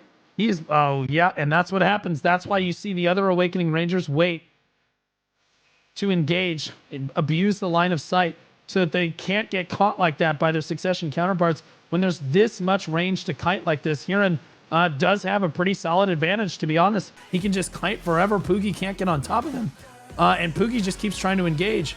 Stam buffs, please. Yeah, that's one thing to also talk about, is the stamina on both of these specs is very difficult to manage. Awakening, I would say, is a little bit harder to manage in a 1v1 than Succession is, but Succession has its own stamina issues on this class. And you compare this to Archer, this is why people feel that Archer is in a stronger position than Ranger is a lot due to the stamina issues that the class faces. Poogie taking a lot of poke damage. Even though the arena has closed in, you would think that Poogie could get in and make something happen here, but you're seeing Hiran put a ton of damage on him, but then gets caught. Poogie forcing a V right here, and this is what I'm talking about, man. That arena closes in. You have so much more advantage here. See, iframing back, Hiran using those precious few iframes that you do have in Succession to backflip his way to safety here, but then has to kite out. Poogie's just waiting for his time to shine so that he can get a clean grab down or even just a clean CC down at all. And again, he can dance around almost forever. Awakening Ranger, when managed correctly, can almost just perma iframe.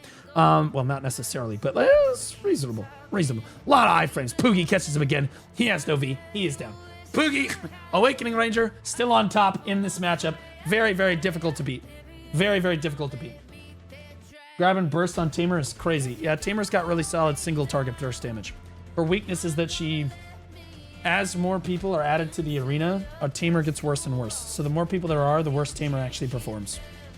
She's really good in small scale and 1v1, but she's terrible at large scale. What up, Ratsmere? How you doing, buddy? Zeth moving the camera like he should? Well, that's why he's got the most viewers in the category with the special drops. It's because he's actually spectating correctly. Armin right next to him, he's spectating really well too. All right, so now Hirin back to the wall, playing a disadvantageous matchup. Fortunately for him, Poogie overextending a little bit early on in this one. Not going to go hide behind a wall here. Hirin showing a very, very solid performance on the Succession Ranger. Look how protected you can play when you actually have room to move around here. Oh my goodness. Catches Poogie. Poogie's not going to be though. Oh my goodness. Well, allows Poogie to stand back up. Hirin, I don't think realized he caught Poogie. I didn't even realize he caught Poogie right away. Oh goodness, gets the grab down. Hirin gets grabbed. He's on the ground.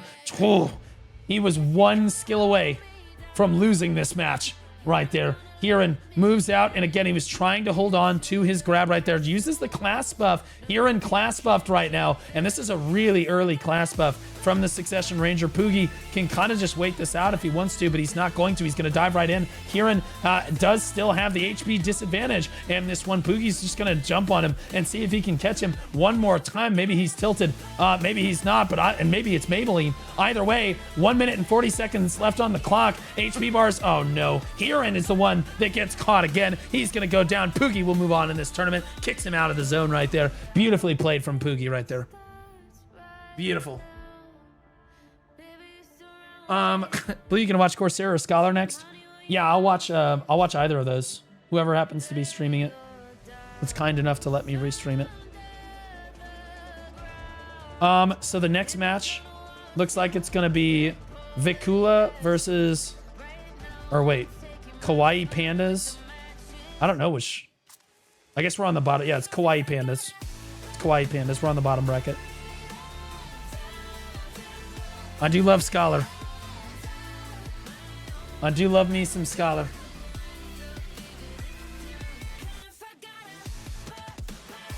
But also, I have a good friend in the Corsair tournament. I kind of want to see him do well. Prediction is up. Thank you, Jams. Great job. How you doing, LZ? How you doing, buddy? All right, so Corruption running this one. And honestly, this is a very smooth running, to the CM's credit, smooth running arenas here.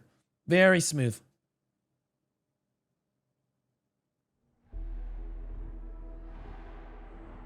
All right, Ludi. Like I said, a menace of Succession Ranger. I have not seen Succession on Succession Violence here, but I know that Ludi has been prepping for this tournament. He's been doing scrims. He's been doing Battle Arena. He's been doing his research. He's prepared. He's ready. Gates up and away we go. Cream's girlfriend on the other side of the arena. Kawaii Panda. His name is Karen Girlfriend. Crazy work. Crazy work. Looks like, I don't know what Kawaii Pandas is playing, but it looks like Awakening. Yeah, it looks like Awakening. So it's Awakening versus Succession again. Ludi gets a good trade on him. Early on, you can see that Poke going to town. He knows that Awakening cannot trade with him. Cannot trade with him when he's playing Succession like this at range. There is no trade.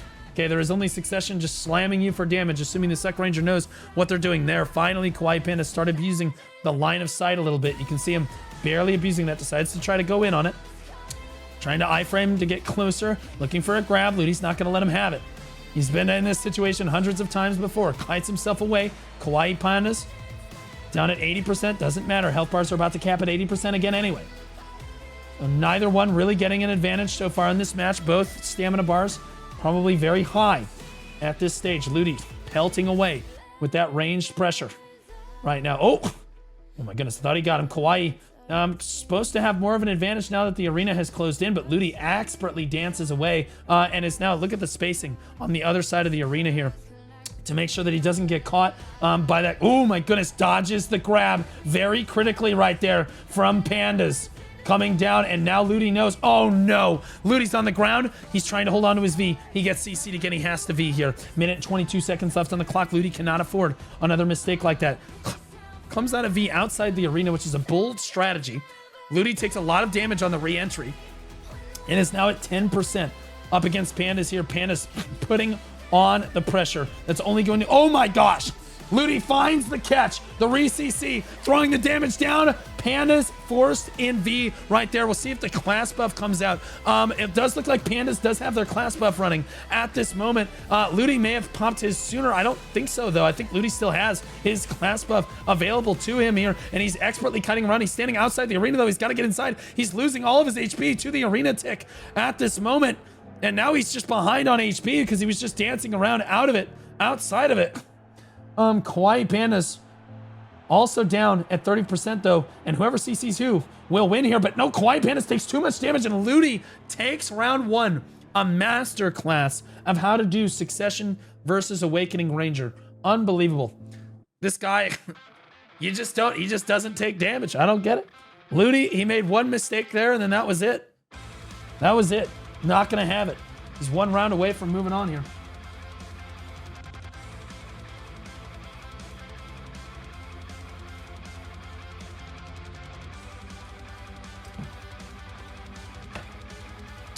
Guys, I don't have special drops, just so we're aware. I do not have the special drops, so you need to make sure you have another streamer on if you're gonna watch, or you're gonna have special drops. I only have the normal drops. All right, Kawaii Panda's back against the wall. Gets the CC from range at Ludi. Ludi's gonna try to hold his V, not gonna get it though. Ludi loses his V very crucially, very early on in this match. 20 seconds into the match, Ludi already under a lot of pressure. Pandas misses the grab though, and Ludi knows he can fire almost unobstructed. Now, from range, he can just kite back forever. Kawaii Pandas doesn't have that tool for another 5 seconds or so now. 15-second cooldown on that.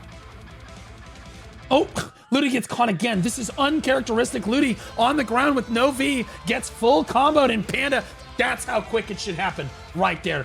Awakening Ranger, oh my goodness. You make a single mistake, it's over. Ludi, with you have to play on a knife's edge, man. You're not allowed to make these mistakes against an Awakening Ranger, and Pandas clearly knows what the hell they're doing here. We have a special shoutcaster here, way better than special drops based. Okay, I understand. I might be slower than your average bear, but calling me special is a little out of line. Okay, Zethian, the match has begun. Zethian. Thank you. Okay, Kawaii Pandas. Now back in this one after a quick last round. Oh my goodness. Ludi popped class buff. The class buff is running on the Ranger, and Kawaii Pandas recognizes it. Or does he? Or does she? Or do they recognize it? Ludi getting a little bit of value out of the class buff, but nothing to write home about. That's a major cooldown in this matchup to waste so early on. He thought Pandas, I think, was going to be more aggressive, and now Pandas is just biding their time. They just waited out, and yeah, Ludi's class buff has run out. That's it. Ludi has lost that cooldown in what could be his final round of this tournament now. Not a super great error to see there, but that doesn't mean he's going to lose here. HP bars are still at 100%. Both sides still have Vs. Kawaii Pandas taking a little bit of range poke from Ludi, but putting it right back on him. And the arena starts to close in. Oh no, ooh. Ludi gets stiffened, but able to slip away from it. Pandas not able to close the distance enough, and that's another problem with Awakening Ranger. You have to close the distance to get that CC off. Pandas is CC'd.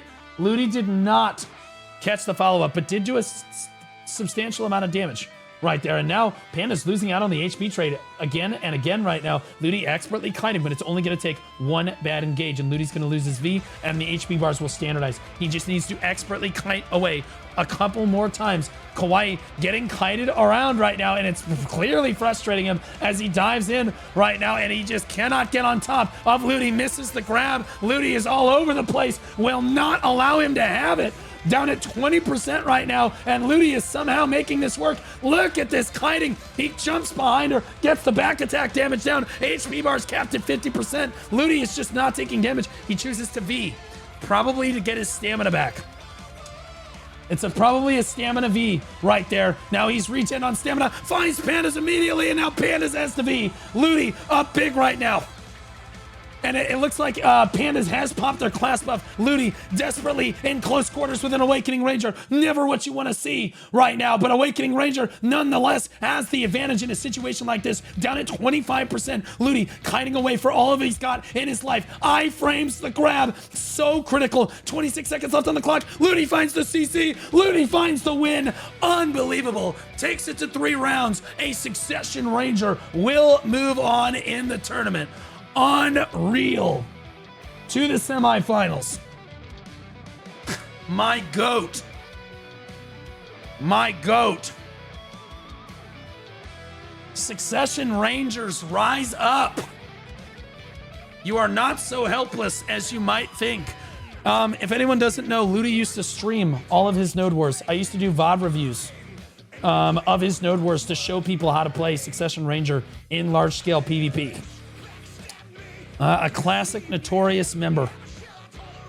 He's in the Nodo Guild. They love him to death. He's a core member. Now we've got Greeds versus Poogie. Make sure you get your predictions in. Oh, Zethian checking out the drip. I'm taking her for sure. 100%. Number 2, Poogie with the more attractive Ranger by far. Greeds, an ugly ass dude IRL. Made an ugly ass Ranger in game 2. But you know what? That's okay, because he's a Giga Chad. Fortunately for him, men can still succeed, even when you're ugly. All right, the gates are down. Make sure you get your predictions in, boys. Thank you, Jabs. Poogie versus Greeds. I think that both of these are Awakening Rangers. So this is Awakening on Awakening violence. Interestingly enough, we have not seen Awakening versus Awakening yet. Yeah, it's 2 Awakenings. The most important thing in this matchup to understand is that it's not HP bar versus HP bar. It is stamina bar versus stamina bar. Whoever is going too aggressive on their opponent and whoever can conserve stamina the best will win in this matchup. And you see that Greeds, I think, is getting the upper hand here. You see Poogie having to use all of their stamina to try to close the distance on Greeds. Greeds just kiting away in pre-awakening and try to poke a little bit. You still have access to that pre-awakening kit. As an Awakening Ranger, you can poke them from range. It's not quite as potent as Succession is or as protected as Succession is, but you do have that option. And in a 1v1 like this, Greed's definitely getting the upper hand on the stamina bar battle.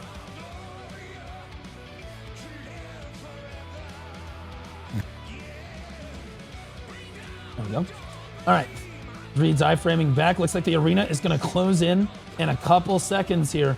Here comes the darkness from the edge of the arena as it closes in on 2 Awakening Rangers. And this is going to look really OP, guys. They iframe all over the place. This is 2 good Awakening Rangers. You can see just how much they can linger that backflip right there. And while all of you are looking at her legs, she is looking at your throat because she's going to slit it, man. That's just how Ranger works.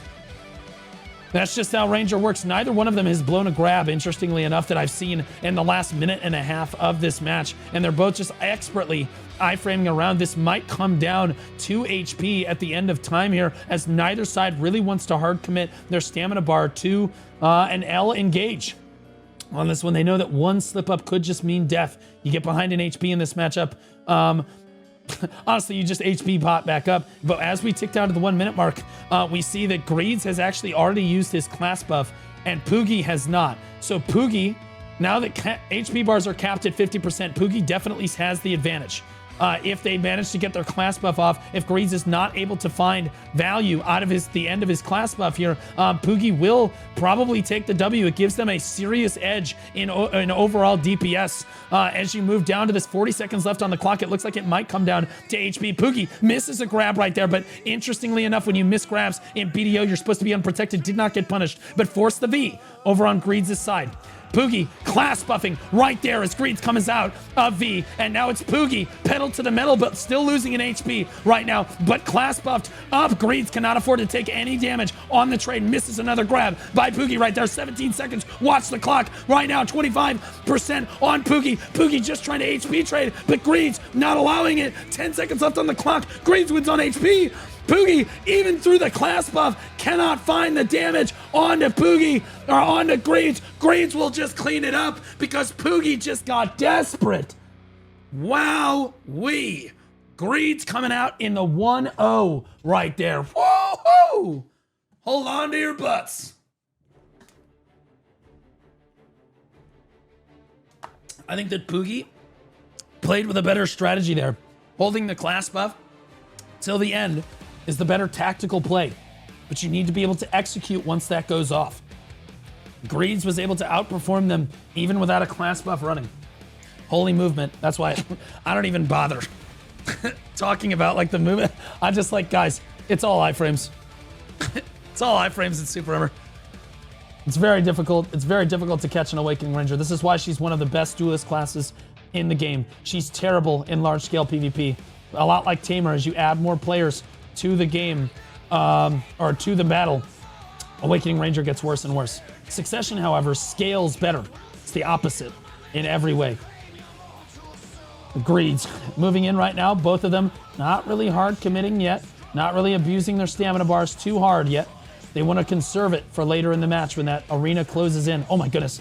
Poogie finds a grab onto Greeds. The first good grab we've seen this match so far. Excellent. Got some hands on her right there. So Poogie, great play right there, forcing the V out of Greeds. And now Greeds is down that cooldown as the arena starts to close in the next few seconds here.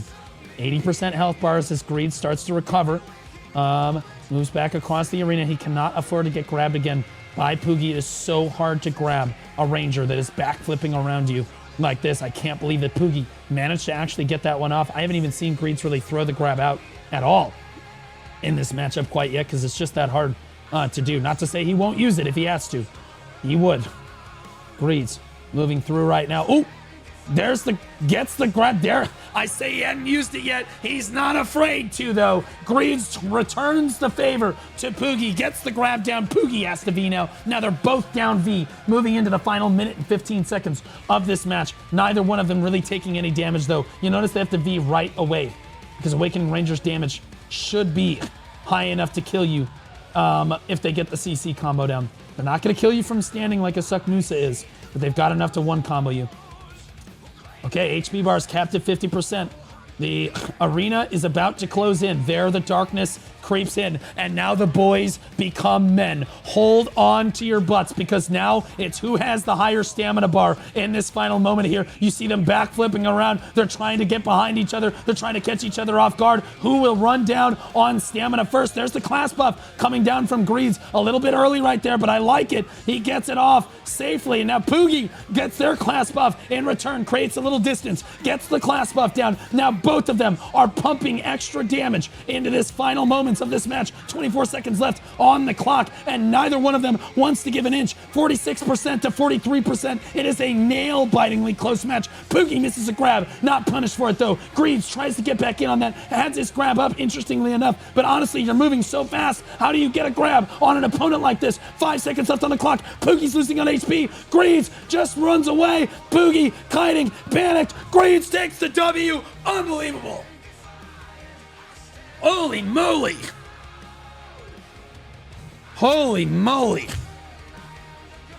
Poogie is a really, really good Awakening Ranger. Greeds is better. My goat.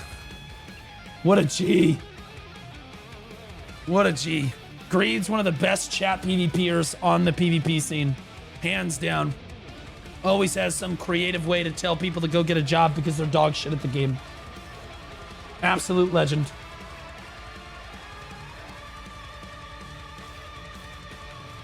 Who did everyone vote against? Greeds? I try to guys, I know these players. I try to tell you. Greeds is a demon. Now we're going to see Greeds versus Ludi, guys, in the semifinals. Cinema. The best Succession Ranger in the lower bracket versus the best Awakening Ranger in the lower bracket. Cinema. Cinema. Oh boy. Prediction is up. Get your predictions in. If I got to say it, Greeds is advantaged in this matchup, but I think that Ludi is stronger. Ludi's just him. But Greeds, I'll be honest with you, he's playing at a very high level today.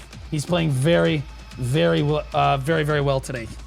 So Greed should have the advantage if I was a betting man and I had to bet my life savings on it. I don't know. I'd love to see Ludi. I would bet I'd put my money on Ludi. I put my money on my goat. I love Greeds. But Ludi is built different on Succession Ranger. He makes that class look like it can go toe-to-toe with Awakening, and you don't normally see that. Most people understand Awakening is going to have the advantage on Succession, but Ludi, man, unbelievable. It is close. It's close. What does the chat think? Oh, everybody got... Wait, did you just run Greeds versus Poogie again? Did he run Greeds versus Poogie? Oh no, he said Greeds versus Ludi. Okay, it's bugged for me. All right, so 32% of chatters think that Greeds will win. 68% think that Ludi will win. Just resubscribed for 17 months. One more tell two babies. Welcome back for 17 months, buddy. Appreciate you. We'll name the baby Ludi, because he's going to be laying down for a lot of his life. Just kidding. Honestly, we'll see. We'll see. I think I would put my money on Ludi here, but Greeds is playing the better subclass here. Greeds is playing Awakening, and honestly, he's been playing super well today. Ludi, though, has so much experience playing against Awakening Rangers, man. I would never... Can't vote against him. Just can't vote against him. Okay. Black Desert Online has no bugs. None whatsoever. There we go. The gates are up and away we go. Greeds gonna respect Ludi on this one. He's standing behind this wall. Does not want anything to do with Ludi, but Ludi knows this strategy. Ludi knows this strategy.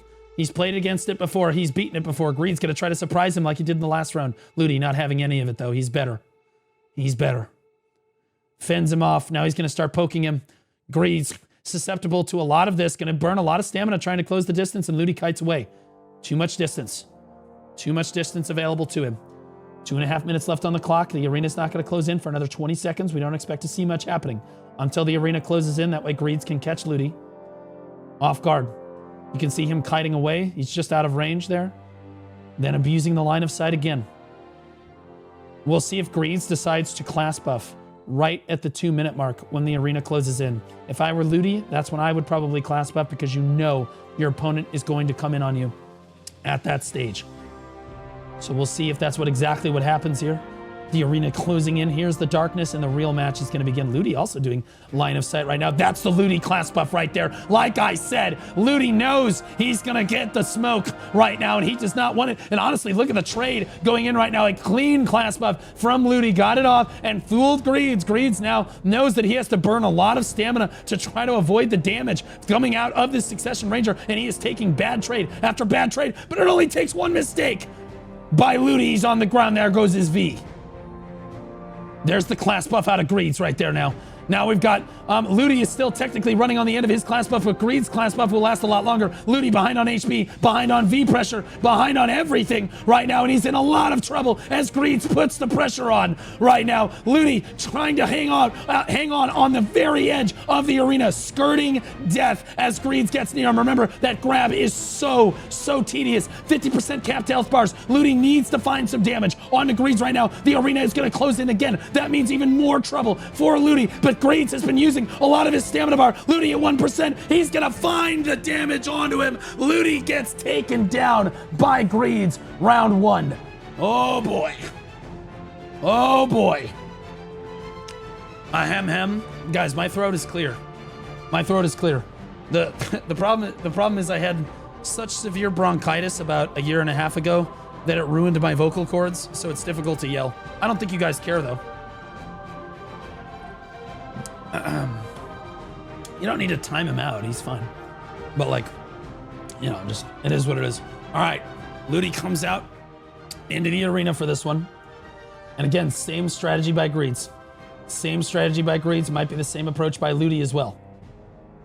Ludi needs to find a good opportunity to put his class buff down. So guys, while we have the time to talk about it, it's very difficult for Succession Ranger to get a class buff off in close quarters against an Awakening Ranger, because Awakening Ranger has a grab and can just grab you out of your class buff. Then you lose the cooldown of your class buff and you get CC'd. It's really rough.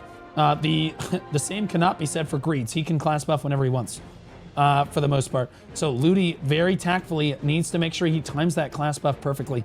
Interestingly enough, we're seeing a little bit of action before the arena closes in this time, but not too much.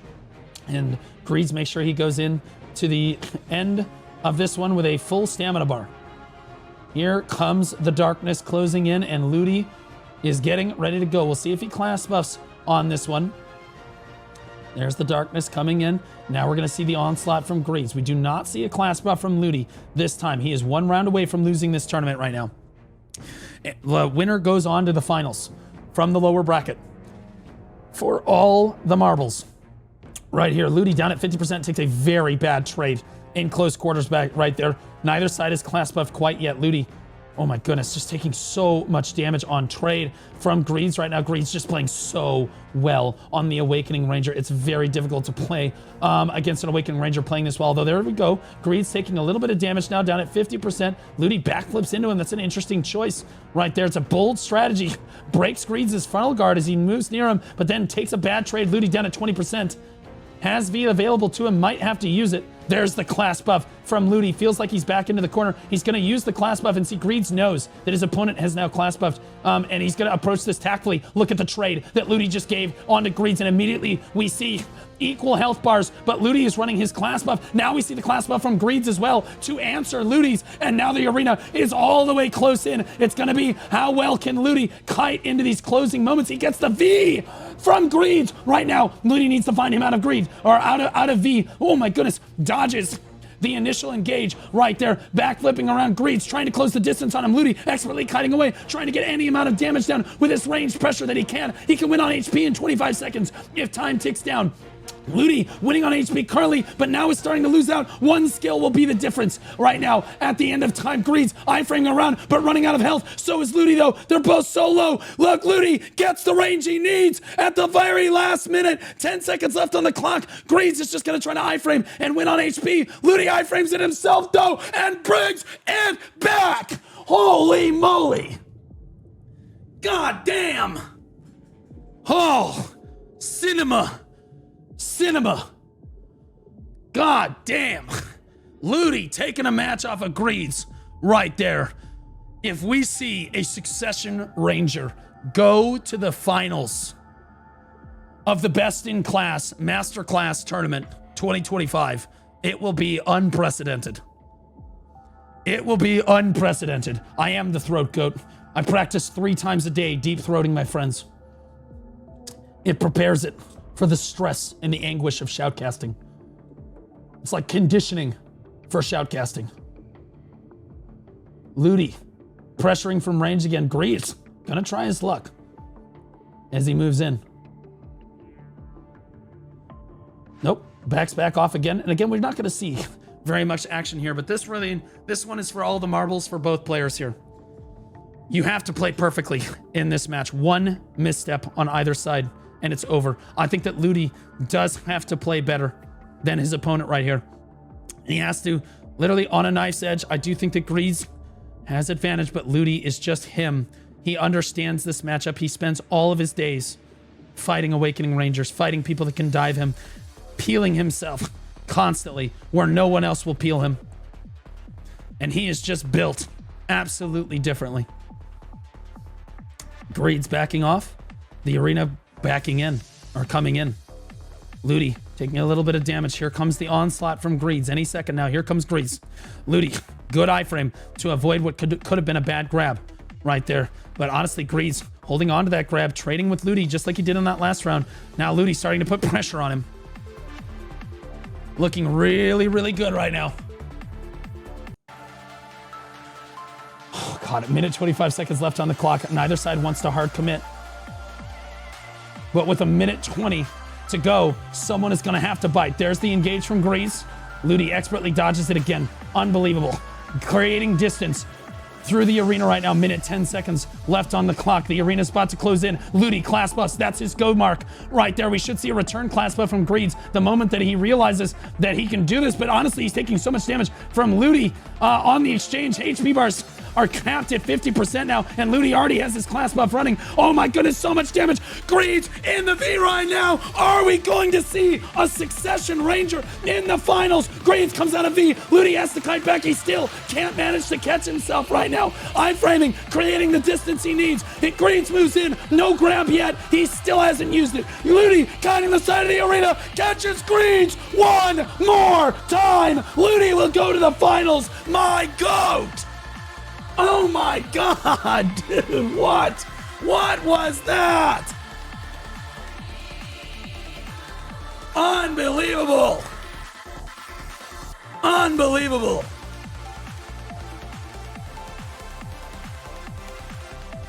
Holy shit. You do not see that every day. You do not see that every day.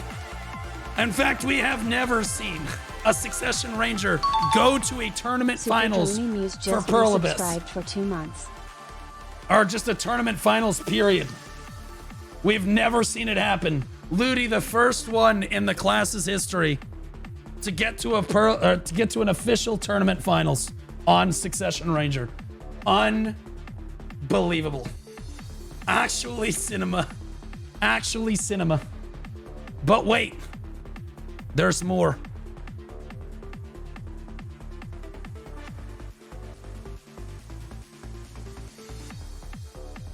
All right, now we have, that was a crazy end of the Ranger tournament row. Who won? Ludi won. Ludi got through it. And like I said, I can't vote against my GOAT, bro. Greed's played really well. Ludi's just him, bro. I don't know what to tell you. Somebody's got to suck on them toes, make them warmer. Didn't show up for his match. Okay, here we go. All right, Corrupt Gargoyle, an old friend of mine. Again, he's in that group with Segal. They don't like me so much anymore, but you know what? I love them to death. They're great gamers. I hope they're all as well with them, and I want to see Corrupt win this match. Either way, gates up and away we go. Chris Digivolve moving across the arena. All right, very important to understand. Oh, there's Hammer Spin, caught him right away. Corrupt Gargoyle on his back right away. That is not what you want to see. Hammer Spin going down as the follow-up. Please roll your Black Spirit Adventure, you uncultured swine. I'm gonna have to tell him. Somebody tell Blue Sky to roll his Black Spirit Adventure after this round. That being said, something to understand about Scholar, guys. Scholar, Omega protected movement. Nobody saw it. Omega protected movement. Basically everything they do when they move is protected. That's protected. That's an iframe to super armor. That's the super armor. That's an iframe. That's an iframe. It's all an iframe, so it's very difficult. Now the class does have a grab, and it traditionally does not do a lot of damage. So I'll be honest with you, these matches might be a little boring. Because the arena's gonna close in, it's gonna be solved by HP. Scholar's passive allows her to prevent her HP recovery from her opponents. It like halves it. It's like grievous wounds on her opponent. So very difficult to get your health back once you've taken damage. But HP is capped. Gear is capped in this particular tournament. So yeah, I think it's gonna be a little hard here. Both of them matching each other pound for pound after Corrupt got caught early on. We're seeing it tick down to the 1 minute mark here. We might have to switch over to the Corsair tournament if we want to see some more action. I think that these matches will still be here. I think the Corsair tournament is probably going to conclude long before the Scholar one does, because I think that this is what most of the matches are probably going to look like for Scholar, guys. I wonder does anyone know if Vinceris is in this tournament? The greatest 700 gear score Scholar to ever play the game on both NA and EU. Okay, so Chris does get the V out of Corrupt Gargoyle. Corrupt comes out of V and is very low on health. Can't get his health back. Corrupt gets the grab off. But interestingly enough, he's still really low on health. He got the grab, but he's still so low on health. And again, Scholar is just not going to let you recover HP in this matchup. 28 seconds left on the clock. The two no damage classes going at it with each other. You would think that Scholar did more damage in PvP, but sadly, this is where we're at. Okay, they're hitting each other. It's gonna come down to HP. 10 seconds on the clock. Honestly, it's gonna be really close. 7 seconds. He jumps out of the arena like a dumbass. Right before it takes the tip, Chris gets grabbed, and Gargoyle wins. Good job, Corrupt. Nice work, Gargoyle. Guys, this one, Elezra lost. I don't know. I think that we should probably watch Corsair because it's gonna be more fun. I'm gonna be honest. Every match of this is going to be like go to all the way to the 3-minute mark. I think Corsair is gonna finish first, so we can watch Corsair and then come back and watch the good Scholar matches later. That being said, we'll watch the end of this one and then we'll jump in on the Corsair here. Elezra can't win it against someone at the same gear score. That's crazy talk. Well, you're not going to be able to play the game. What's your family name? You're not going to play in the game for the next 20 months. For those of you that don't know, Elezra runs the Red Guild in BDO Moiquin. Don't talk shit. Elezra, I just want to be clear. I think you're the greatest Corsair that has ever played the game. Please don't hunt me. Thank you so much. He's not, she's not, they're not, but they don't know that. Okay, so there's nothing really to say here. They're both just iframing around like crazy. No real stamina issues on Scholar either. So yeah. Yep, we're just gonna keep iframing. No damage is gonna be done. Oh, there we go. We got a grab down, but Scholar can't one combo, so he doesn't have to V. Oh my god. He did end up being there. He chose to V. I don't know if he necessarily needed to though. But that was a good combo out of Corrupt right there. Forcing the V on his opponent. But now the fight is going to reset again. It really comes down to who can get this grab off. We're iframing. We're trying to grab. We're iframing. Okay, yeah, this is another thing. This is all iframe. Yeah, that's all iframe right there. It's a really long cooldown there. There's hammer spin. That's a good time to try to grab your opponent there. I'm wondering what cores they both took on their skills. There's a number of different cores that are viable in 1v1 PvP for Scholar. I'm wondering which ones they ended up taking here. Minute 20 seconds left on the clock. Both of them still just iframing. Ooh, big shiny explosions. Insane. 80% capped health bars. There's Corrupt getting the grab off again. There's the hammer punch. Hammer to the knee. Let's see if he can get it. Boom. Can he get the damage? He does. Corrupt wins. Great job, Corrupt. Moving on to the next match, we are going to watch Corsair, guys. We are going to watch Corsair. Because that is boring. And we will come back to... I love Scholar, but we will come back to it after. Stream we are watching. Vert. Oh, this is Leifonda. This is Leifonda. Leifonda! My boy! One of the best Succession Corsairs in the tournament, hands down. A lot of people say he's one of the best Succession Corsairs of all time. He's up there with Nuke. I think that Nuke is probably...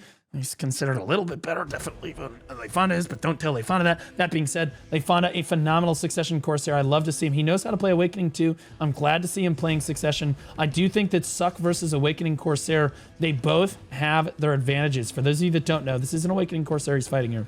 Awakening Corsair has a tremendous amount of range, but Succession Corsair has a lot of standing protection and much more solid AoE overall. Succession Corsair also doesn't struggle nearly as much with stamina issues like its Awakening counterpart does. And Succession Corsair is basically perma-protected all the time. You can see Leifonda's protection right now is insane. Super armor. We're still in super armor. Now we're in an iframe. Now we're in a super armor. Now we're in an iframe. Now we're in a super armor. And you can see that this just continues. This is just Succession Corsair. There's not a gap. So like the only thing you have is a grab against a class like this, who's just standing in full protection the entire time. It's like a Terminator. You cannot miss your grab.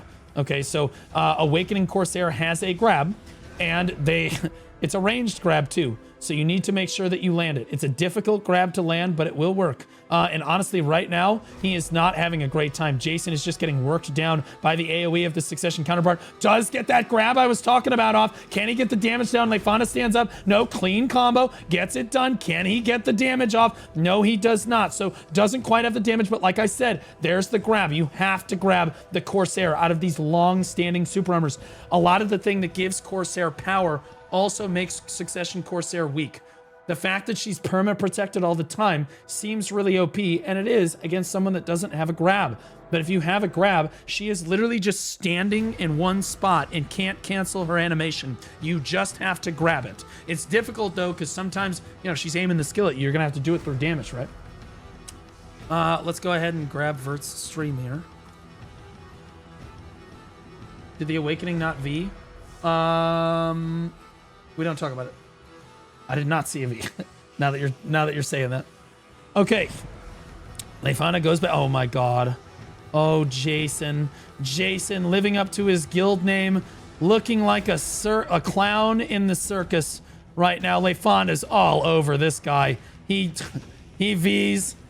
Jason is really struggling, and this one, Leifanda, clearly in another class right now. He's going to keep the pressure on, and it's going to be difficult. I do think that Awakening Corsair should always be able to create distance between itself and its Succession counterpart. It definitely has more movement available to it. It's just whether or not that movement is quite as protected. He's on the ground again. Jason's done. Leifonda moving on to the next round, my goat. Good job, Leifonda. Don't death grip this. Don't death grip this, buddy. Ugh. Rough. All right, so Vert. Watching Ad Hominem and Wax D. For those of you that don't know the lore about these two people, I don't know much about Wax D. He's not even in a guild, so might be a new player. Who knows? Either way, he's performing like a gamer. That being said, Ad Hominem, notoriously one of the most toxic chat PvPers in Black Desert history. Hands down, it is not, it's not even close. But you know what? I respect it. So what he says gamer words. He's an absolute gamer of a PvPer, and it is a video game. If you can't use gamer words in a video game, when else are you going to use them, right? It is what it is. Either way, it does look like we have Succession versus Awakening. Once again, Awakening putting down pressure from afar and doing a good job of it. Wax diving on top of him, and the problem here is that if Wax gets too close, he won't be able to avoid the grab. You gotta be very careful. You have to get very creative on Succession Corsair in order to consistently avoid the grab in this matchup. Ooh, drops the anchor on his head, and you can see Ad Hominem trading for free onto Wax. Not gonna CC Wax, but slowly poking him. Under a minute left on the clock now. HP bars tick down to 50%. They are capped now. Ooh, grab misses wide on the side of Ad Hominem. Gets punished, CC'd on the ground. Wax couldn't get the damage down, but honestly, big HP trade right there, and the grab is off cooldown for another 8 seconds. Ad Hominem is under a lot of pressure right now. He's trying to use every standing iframe in his kit right now, but he can't get his HP back. Misses another grab. Ad Hominem, for all the chat PvP in the world, he was born without hands. Forgive me, I didn't realize I was talking to a handicapped person. That's my mistake, Ad. Holy moly, getting out traded. The suck Corsair takes him down. Oh, that's tragic. Man, Ad Hominem playing with those nubs on his hands. Not a finger in sight right there. You hate to see it. You hate to see that. Literally grabbed 180 degrees in the wrong direction twice. Did he knock him out? Did Wax just win? Oh my god. Wax beat him. Holy shit. Can we bear in mind, guys, Atlantis. This Corsair is RPing. He's got an Atlantis name. Holy shit. He's poking the keyboard. Ad Hominem is a phenomenal PvPer. The only reason I'm throwing him some shade is because he chat PvPs all the time, so he can take it. He'll be okay. He's a great PvPer. Tragic that he lost there, though. Tragic. All right. Now we have our boy Leifonda versus Herney. Prediction is up. I would put all of my money on my boy Leifonda. Oh my gosh. But Hemi has the Gosu title. The only way to get the Gosu title in Black Desert, guys, is to win the Best in Class tournament the last time it happened. This guy is a unit. I don't know if he won the Best in Class tournament on Corsair or if he won the Best in Class tournament on a different class, but he has the Gosu title, which means you know this is a gamer. That is Monka W. Last time there were 2 Best in Class tournaments because Perlibus cared more about their game. There was an uncapped best-in-class tournament and a Tuvala capped best-in-class tournament. This time there's only a capped best-in-class tournament because, again, they care a lot less now. It is what it is. What are you going to do? Okay, so Leifonda, again, Corsair, full protection here. Is Hemi also a succession Corsair? No way. Are they both playing succession? Oh, no. That's an awakening Corsair. I see the otters now. Okay. So it's awakening versus succession. Again, good versus evil. Hemi underneath the gazebo coming out right now. Misses the grab onto Leifonda. Good dodge on his part right there. And now Leifonda knows he can put pressure down really hard, and there's nothing that the Herney can do about it for the next 8 seconds or so. Now, the grab is a 15-second cooldown. Leifonda can just stay on top of him. Very, very sticky class. Of course, Suck Corsair is very good at sticking to opponents. That grab is off cooldown, but honestly, Leifonda forces a V out of Herney right there. You don't see that very often. Herney's going to come out of V underneath the pavilion, and Leifonda is putting on all the pressure. He's in full iframe right now, waiting for that grab. At any moment, he could get... Oh my god, he caught Herney again. Herney is getting Herney-ated right now. Leifonda, oh my goodness, he didn't have the damage. Didn't have the damage, but he traded so much HP onto Herney that all Leifonda needs to do is play slow, play safe, and just keep trading his giant AoE, because we talked about Suck Corsair has such stronger AoEs at close quarters like that. Leifonda just plays full super armor the entire match and ends up winning like that. Oh my god. Awakening Corsair got buffs, still needs buffs. I think Leifonda's just built different, I'm gonna be honest. Most of the, I'm keep it a buck. Most of the really good Corsairs play on EU. And my EU homies will probably back me up on that. Anyone that knows the EU PvP scene, the Awakening Corsairs at least, Succession Corsairs play on NA. Awakening Corsairs are EU players. And there's some really good Awakening Corsairs on EU. NA doesn't have very many Awakening Corsairs that are like insane. Now this guy's got the Gosu title. I don't know if he won the Best in Class title last time, but he's got this character name's Labao, so maybe. It's possible. Leifonda, oh my gosh. Dodges the grab again. Another bad grab by Herney. Uncharacteristic here. Mistakes to be doing that. Now Leifonda again is just going to pressure him really hard. Oh, Leifonda gets CC'd. Gets stiffened right there. He was out of protection for a millisecond and got punished. There we go. Herney turning on the gas a little bit. Coming to life in this matchup. Forcing the V out of Leifonda. Awakening with a lot of damage. And now he's going to have to dodge another grab. As he gets in close, Suck has to get close to do its damage. And because of that, he's going to have to dodge this rage grab. But if he does so, he gets free damage on him for about the next 15 seconds. God, look how protected he is. Holy moly, this class is unreal. He's trying to bait the grab out on his opponent. Oh, there it is. Successfully baited the grab. Honestly, I've met Leifonda IRL. This is somebody... and I've seen his play setup. This is somebody that plays with one of those mouse pads that has the boobs, like the anime girl with the boobs, and he's resting his hand on hentai anime girl cheeks right now. He also has hentai anime girl statues all around his computer, and his playmat is also a Coomer anime playmat as well. So like, this is kind of what we're working with right now. Is that Drunken Leaf? Did I see? What the? I haven't seen Drunken in forever. Now that being said, Leifonda, oh no, gets grabbed. He's on the ground. He has no V. Oh, thank God Herney has no damage. Where was the damage right there coming out for Herney? Leifonda's going to get another chance at life here, but now he's really behind in HP, and that's very difficult that's a very difficult position to be in against a class that has a lot of ranged pressure, because you just struggle to avoid damage. You just can't avoid any of the damage. There's a lot of standing super armors on Corsair, but guess what? You take damage in super armor. So Leifonda trying to rotate as many iframes as he can, manages to outtrade his opponent right now. He doesn't have class buff even running. Oh my goodness, he is hard trading on Herney right now. Herney very low, has to V from standing, and Leifonda finds the damage from standing. Herney in a lot of trouble, gets the V onto Leifonda. No way! The upset in the round! Leifonda, what a roller coaster.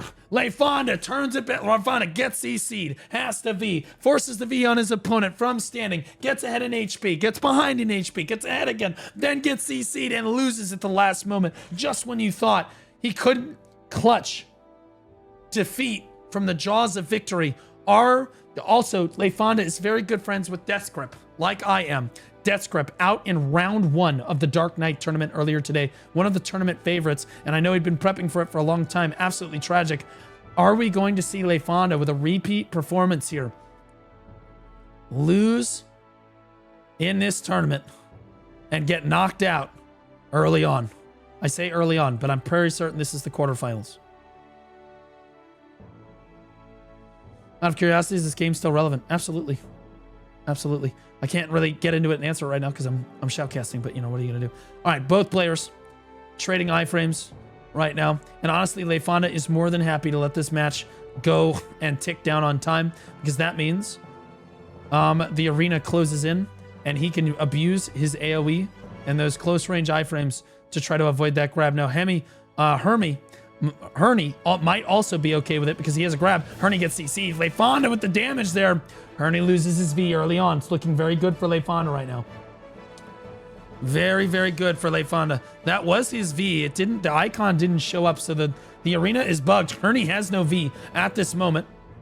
He's on the ground. Lefonda does not have the damage, but look at the HP trade he was able to put on him right now. Now, Hermie is far behind. Now, Lefonda, it's on Lefonda to not overcommit into a grab. Hermie still has that in his back pocket. If he can land a grab, even if he's low on HP, he can turn this fight on its head. Lefonda has to be so careful. Even though he is winning this match, the same thing that happened last time. He has to be so careful right now. Now, Lefonda does have V up as well. Neither side has chosen to class buff yet, and Lefonda is soaring through the arena. This is where Succession Corsair starts to succeed a little bit. He can abuse these his bigger AoE here. Look at this. Woo, there we go. And Hermie misses the grab, and now Lefonda is all gas, no brakes. He knows that grab is down, and he is going to be all in. Remember, Succession Corsair does not allow your frontal guard to regenerate when it hits you with its whale skills. So there's a good chance you cannot frontal guard a lot of the damage going down here. Misses another grab, and Lefonda's there to punish. Moves on to the next round.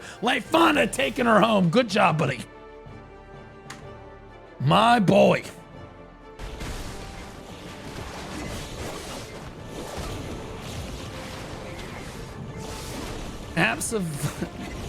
Do you want an honest answer? Absolutely not. Because you guys, the biggest critics for our game are our own players. Whew. He got there. This is Lefonda himself. Hermie was the one that I was going to be scared for. And he beat him. Guys, I'm going to give Lefonda a shout out here. Any Corsairs want to learn a thing or two from him? That was the big awakening one down. That was the big awakening one. I mean, granted, I could still lose this, right? My hardest matchup, in my opinion, is Suck v Suck. I fucking gargle against Suck. So I'm hoping that, so this is, let me swap to this. Display capture. I'm hoping that Atlantis is awakening and he beats Wax. I'm hoping he beats Wax. Because then I can fight that. I don't want to do Suck v Suck, dude. I'm going to actually just end game. Yeah, I know he lost to Wax. Wax kind of cleaned him. Okay. The next. Oh my God, what is it? Okay, there we go. All right, Wax D. Here we go versus whoever the it's Team A versus Team B because they're not putting the names on the different teams. I think it's Atlantis. I think he's fighting Atlantis. So Lefonda said he wanted Atlantis to win. He is certainly doing a lot of damage to Wax D right now. Wax D not doing a good job of avoiding the awakening ranged poke damage right now. And you can see Atlantis just putting it on him. And in fairness, with a name like Atlantis, ooh, missed the grab right there. So that's good. Wax D getting a little bit of HP back. Now he knows he can be aggressive for the next 10 seconds or so now. But with a name like Atlantis, you expect him to be really good. This guy's character name is Free Kron at the end of the day. Okay, HP bars are still only capped at 80%. Wax D at about 30% of his health bar. Atlantis working him down. Slowly but surely, Wax really struggling to try to avoid a lot of this ranged poke damage. We'll see how good he is at dodging grabs here in a few minutes. In about 30 seconds, the arena is going to close in. And then we're going to find out, oh my goodness, dodges that grab just barely. Just barely dodges that grab. And now he can be aggressive, but he's Honestly, he's not. There we go. I was gonna say he's not being as aggressive as I'd like him to be. There we go. Gets the V down. That's when you want to turn on the gas. Wax up now. Ooh. Atlantis has class buff running now too. Gets the grab down on Wax. Wax gonna have to V this almost certainly. It's a good combo. Wax, are you gonna V? Wax is just going to die. Oh, he didn't have V available. Wax just died. Okay, so he just loses. He's cooked. That's it. He's outie McPouty. He's outie McPouty. All right. Atlantis misses a grab. Back on Wax right now. So right now we have Atlantis up 1-0 currently. Or no, Wax is up 1-0 on this. Atlantis back to the wall. LeFonda said he wanted Atlantis to win this so he could beat, because he feels more comfortable in the Awakening versus Succession matchup as the Succession Corsair. Waxy playing pretty well this time, avoiding all of that Awakening damage right now. Kuno, no one's covering Kuno. I haven't seen Kuno yet. I think Kuno might be one of the last tournaments of the day. Maybe it's happening right now. I don't know. They're really far behind today, and the productions are all over the place. So what are you going to do? All right. HP bars are capped at 80%. Oh, Atlantis misses the grab. Never punished. But does manage to get the V anyway. Atlantis misses grab, gets the V anyway. That's a big deal against the Suck Corsair, especially since the arena is closing in now. There's no V. If he gets one more grab, he should win this match right here. He should be bringing it to a round 3 in this match. Misses the grab again. That's really rough because it's a 15-second cooldown, but he's trading better. Drops the anchor down on Waxy, puts a decent amount of damage down on him. Looking for it, Waxy rotating in full iframe right there, trying to avoid all the damage that he possibly can. Oh, Atlantis missed the grab again. Wait, no, he got the grab. I take it back. There's the combo. It's clean. Atlantis. Wait, did Atlantis just move on? Wait, was it 1-1? Oh, it was 1-1. Atlantis just moves on. LeFonda gets his wish. It is now up to LeFonda. If LeFonda wins this round... Thank you for the content, Blue. I appreciate the coverage and play-by-play from someone who's got a lot of knowledge on the game. I've learned a lot. Except about Corrupt the Ground. We have not learned about Corrupt the Ground. Except that actually it has a stun on it. That nobody cares about.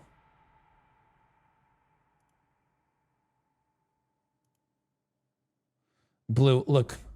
Look, if you can't be a salt mine with your friends, I don't know who you can be it with.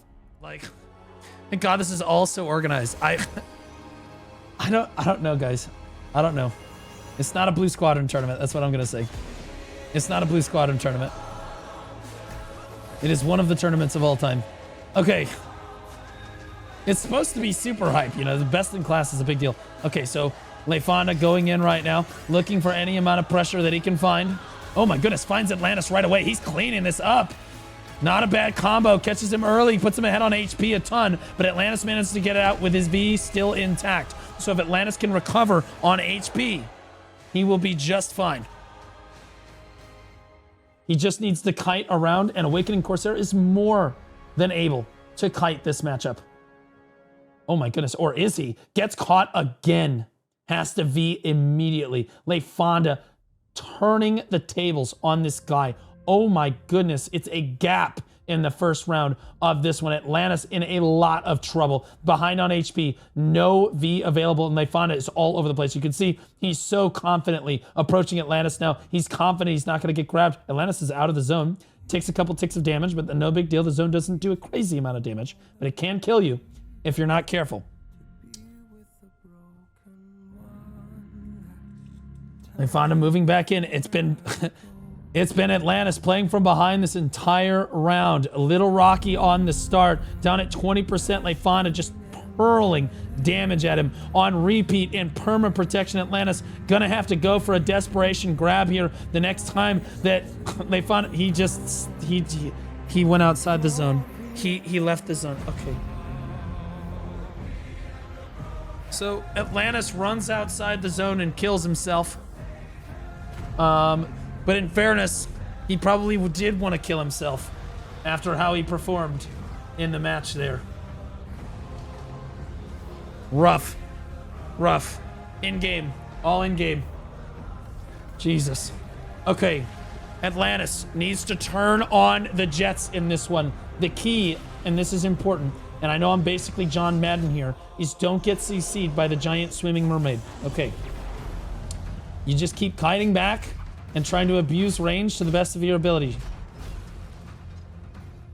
Leifana, more than happy to wait this one out. Look at his stamina recovering at the bottom of your screen. He's playing line of sight on his opponent just because he's got so much range. Atlantis getting a little tilted, stuck in the middle of the gazebo. This is not where you want to be. Leifana says, oh, absolutely, I'll fight you down here in first person. We'll see who has a better time with this. It's okay, though. Atlantis moving back out. I still have not seen an attempted grab quite yet. Don't want to just throw it out for no reason. But Atlantis starting to take some chip damage from Leifana, and that's not what you see every day. Normally, you want to see the Awakening Corsair chipping away at Succession. Remember, the gear is capped here, guys. The gear is capped here, so this is not a gear differential. HP bars are capped at 80% as the arena closes in. That darkness getting ever closer. So important not to step outside the edge of the arena. We learned that in the last round, or at least I hope we did. Leifana up 1-0. His hopes and dreams of being crowned the best Corsair in North America so close at his fingertips. If he's able to win this match, he goes to the finals. Right here, he is 1 kill away, and he finds the CC there, forcing the V on Atlantis. Atlantis back to the wall. Leifana staring down the jaws of victory right now. He's just 1 step away from greatness. Right here, where Death's Grip failed, he will succeed today. I believe. Pushing through, he needs to make sure he dodges this grab. The only hope that Atlantis has left in this match is that grab. Neither side has chosen to class buff yet. Full iframe that entire time. You can't do anything about it. Atlantis caught in that little vacuum that skill kind of creates for you there. More damage coming down, and the trades are just too good. 44 seconds left on the clock, and Atlantis is just going to run out of HP. He is going to the finals. He is making it happen. My boy Leifana, the hentai coomer of a lifetime. That booba mouse pad really pulling through for him. It shows just how much focus he has to have. He's not focused. He's not focused.